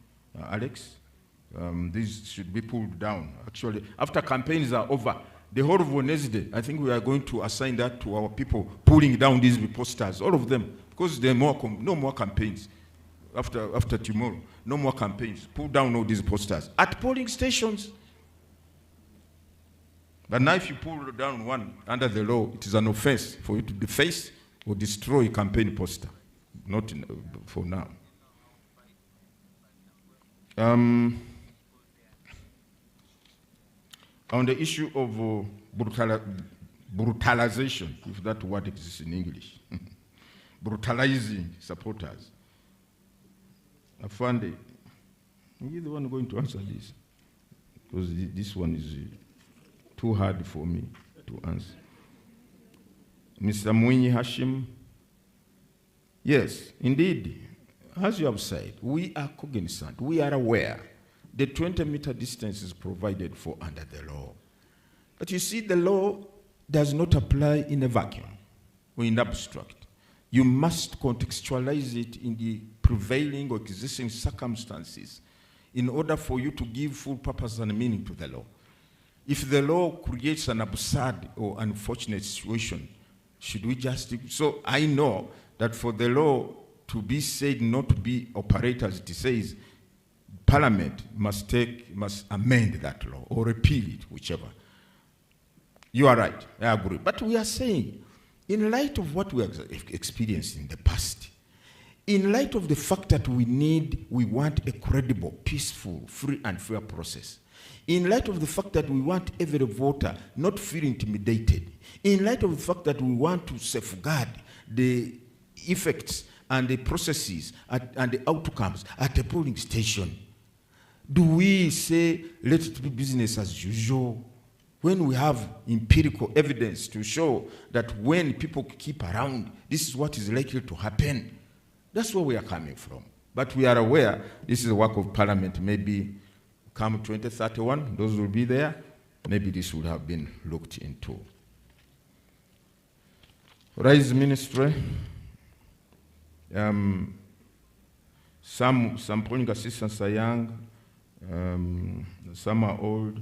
Yes, I think it's a very critical matter, especially our female polling officials whom we employ They have to go back home. But the first point is the people we recruit, ladies and gentlemen, as polling officials are from the communities where the polling station is best. We recruit people from those communities where the polling stations are located. We don't get someone from Mbarara and throw him to Mbale, about 100 or 200 miles away. No, they are from those, and therefore, we think or we expect them to find it easier to get back home.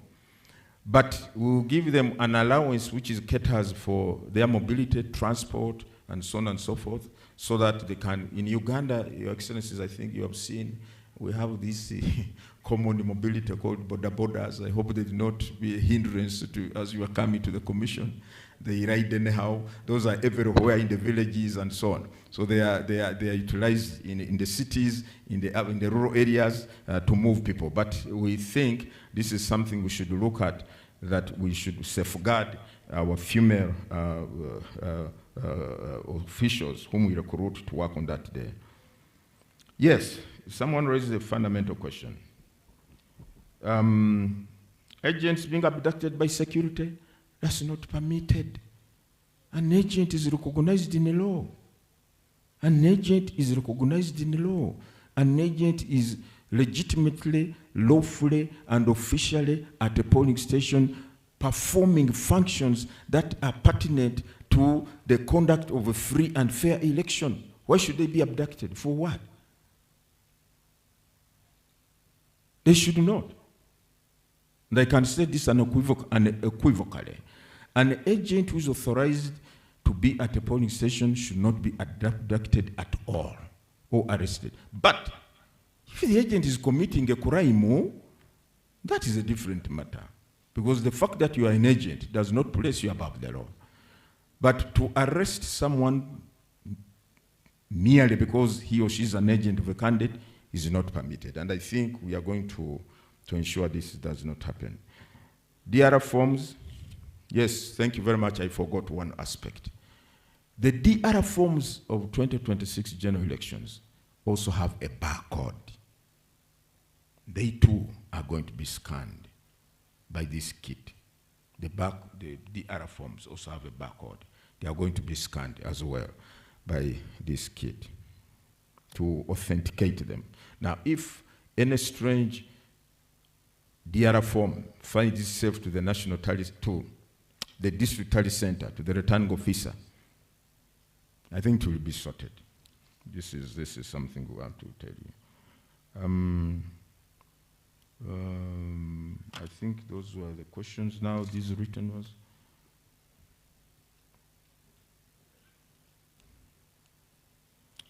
The complaints we have been handling, we have settled the bulk of them. But you can't believe it.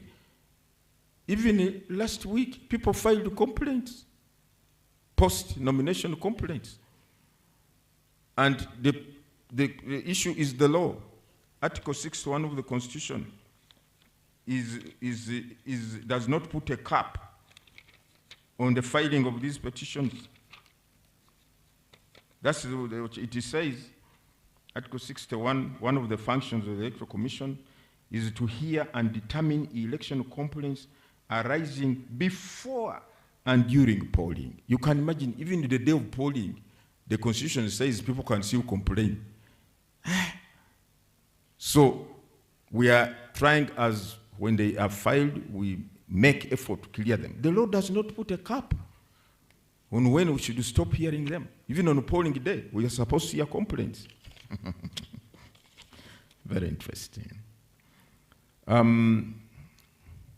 Yes, I think Julius, this participant says on the TV programs and the announcements and sensitizations we are making, the issue of the invalidation of a vote or a ballot is not being addressed.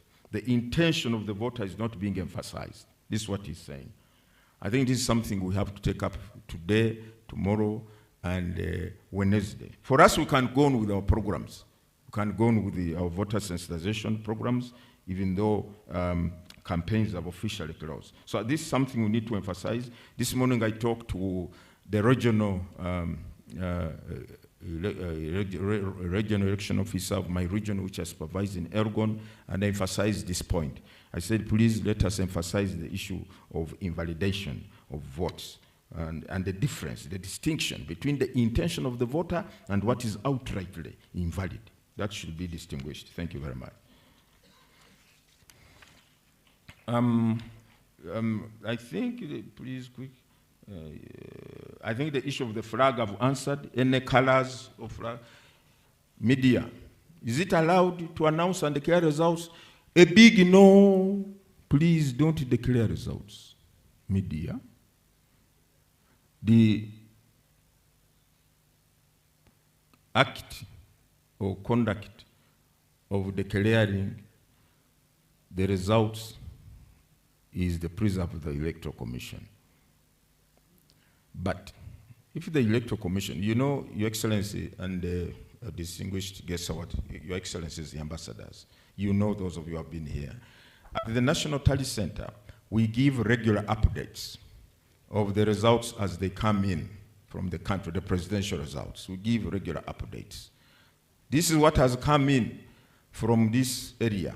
This is what has come in from this area. Now the media, picking from that, can now publicize and say the Electoral Commission says so far they have received results from here.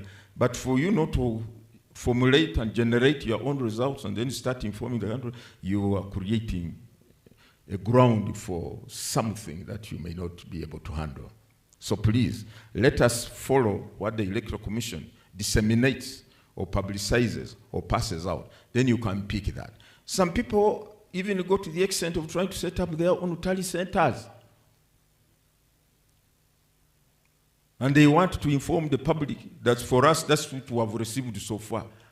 But the Constitution is very clear. The law is very clear. The Commission shall ascertain, publish, declare and publish the results. Now, if you don't have that mandate, you cannot report what the Commission has released. So please, but I know our media, wonderful people, we have been working with them.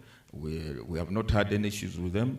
They always get from us what is trending as far as the activities are concerned and the outcomes. So I think we should not have a challenge in that regard.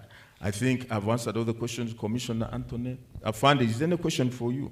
Hey, somebody talked of brutalizing, some of these things. Thank you.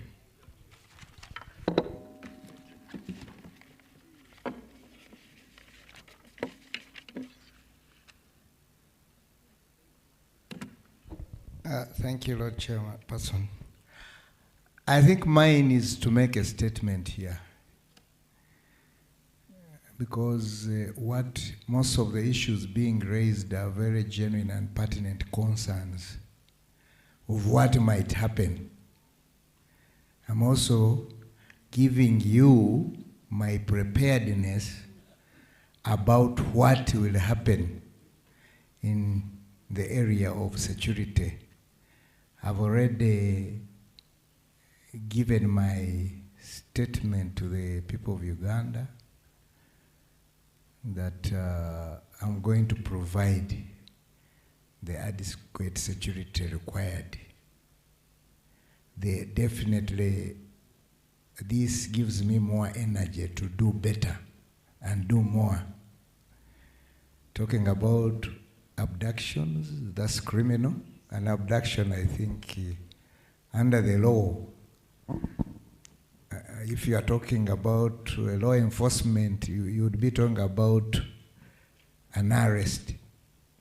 But where there is an abduction, it means the police needs to get concerned and ensure that no abduction takes place.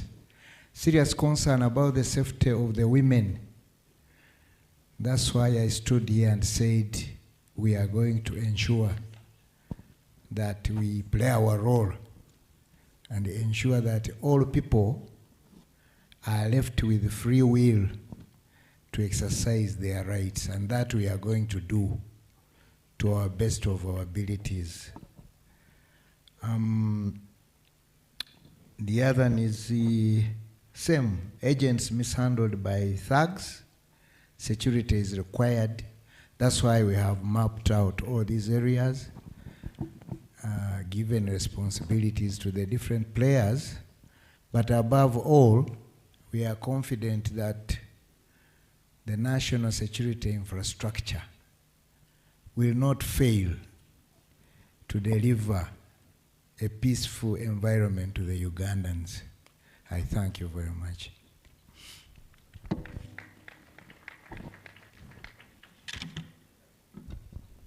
Thank you very much, Lord Chair, and thank you very much, IGP, for those informative responses, which are indeed satisfactory. 809-100. I repeat, 0326-809-100. Distinguished participants, indeed we have received very valuable questions, comments, and clarifications touching on election roadmap, observer roles, and security coordinations. I thank you all for your constructive engagements for God and my country.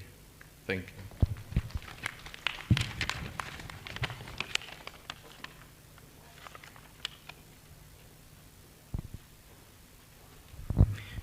Thank you very much, Commissioner Honorable Anthony Okello, for leading us in this important part of the program of the plenary and the questions and answers and comments, and to all that have asked the questions and the answers that we have received.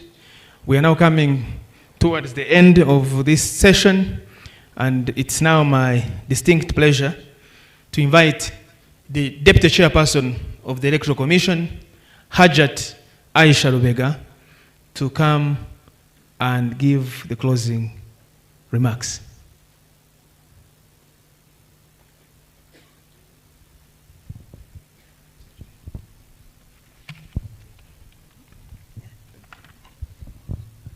Thank you so much. The chairman gave us a very good introduction in establishing the protocol, and I would wish to associate myself with that. I'm so excited that we're having all of us up to this time listening to what the Electoral Commission has to give to make sure that come 15th, we all appreciate all the efforts that Electoral Commission has put in place to have a credible, free, and fair elections. So I would like to thank you for attending this national briefing, this meeting of observers for the 2026 general elections, and for actively participating in this briefing. I wish to thank the facilitators, the chairman, the IGP, Honorable Tashobia, and Honorable Okello, for the presentations that you have made and the issues that have been discussed in the plenary, and I hope we have all benefited from them. It doesn't matter who has raised the issue, we all had those gaps, the gray areas that have been covered through the questions that have been asked in this plenary. I would like to thank you participants for your responses to the presentations and the manner in which you have carried yourself and the tone, the question, the way you have raised the questions. We want to appreciate it so much. It is going to help us to put a keen eye on the areas that are pointed out, so that if there are any improvements to be made, we can still make them. And if there are any issues to raise with ourselves, we can still raise them and improve on our electoral process. Your presence, the national observers and international observers, is an indicator of the interest that you have, that the nations that you represent and the institutions that you represent have in Uganda, and the peace that Uganda should be enjoying, and the democracy that you should be enjoying. All those ones are embodied in the bodies that you are representing and the countries you are representing, and the individual CSOs that are coming in here to see what we have to produce. The Commission is particularly pleased to see an increase in the number of national and international observers, and this one is encouraging. We are encouraged that probably there was a lot of civic education done, and we attracted national observers. And we hope that come 2031, we shall have double this room for observers, because it's extremely important when people take interest in this exercise, because this is the foundation of the democracy of the country. So as it has been recognized, election observation is a valuable tool for improving the quality of elections. Observers help build public confidence in the honesty of electoral processes. Observation can help promote and protect the civil and political rights of participants in elections. It can lead to the corrections of errors or weak practices. Even while an election process is still underway, we can make these corrections. Observations can help deter manipulation, intimidation, violence, and fraud, or expose such problems if they are to occur. When observers can issue objective reports, it builds trust in the democratic process and enhances the credibility of the elections. This is what you and women observed. So we are looking forward to getting those reports at the end of your observation exercise, because we trust that whatever you would have observed, whether good practices or lacking practices, will help us to improve our democracy. I wish to emphasize the importance of reporting on your observation on this exercise. And we give you about up to 6 months to give us a report as observers. The Commission has provided information in a pack for observers, for you to carry with you as you go into this exercise. It has contacts of our field staff. It has contacts of police. It has the maps of the areas that you are going to observe, and we hope it's going to be useful to you. You are further encouraged to visit our official website, www.ec.or.ug,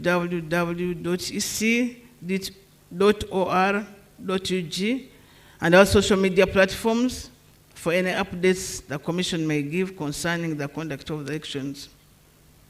I want to wish you safe travels to your areas of observation and the successful conduct of election observation exercise, and a successful end of the exercise when you come to that time.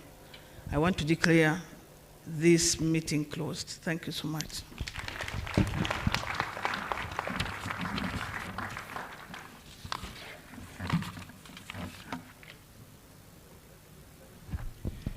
Thank you very much, Madam Deputy Chairperson Hajat Aisha Lubega, for the closing remarks. I would like to thank the Chairperson of the Commission and the Commission, the IGP, the Excellencies here, Excellency President Goodluck Jonathan, and all heads of missions and heads of diplomatic missions and everybody that is here, domestic, local, international. We thank you for making the time to come here. Just some last advisories. One, the Deputy Chair has mentioned our digital platforms on which regular information about the forthcoming processes are going to be. The website is one principal one, www.ec.or.ug. The social media handles, X in particular, for quick information, will also be in use, and it is at Uganda EC. That is the X handle. Follow it, because we'll be putting there urgent, quick information that you may need to know as you go in the field to do observation. And we can also receive the comments from there. And again, the toll-free line has also been communicated. Make use of them to keep us informed, to ask what you are seeing, to raise any issues that you are seeing for prompt response. Finally, the Commission has served breakfast. I don't know, it's not breakfast, lunch, both of them into, taken together. And the staff of the Commission are going to guide where you have it from. Please don't leave that breakfast. There are 3 places the teams will guide. We have a place inside the hotel. We have a serving point on that side. We also have a serving point on the left-hand side. On that note, Lord Chair, I would like to request us to close with the anthems in reverse order while standing.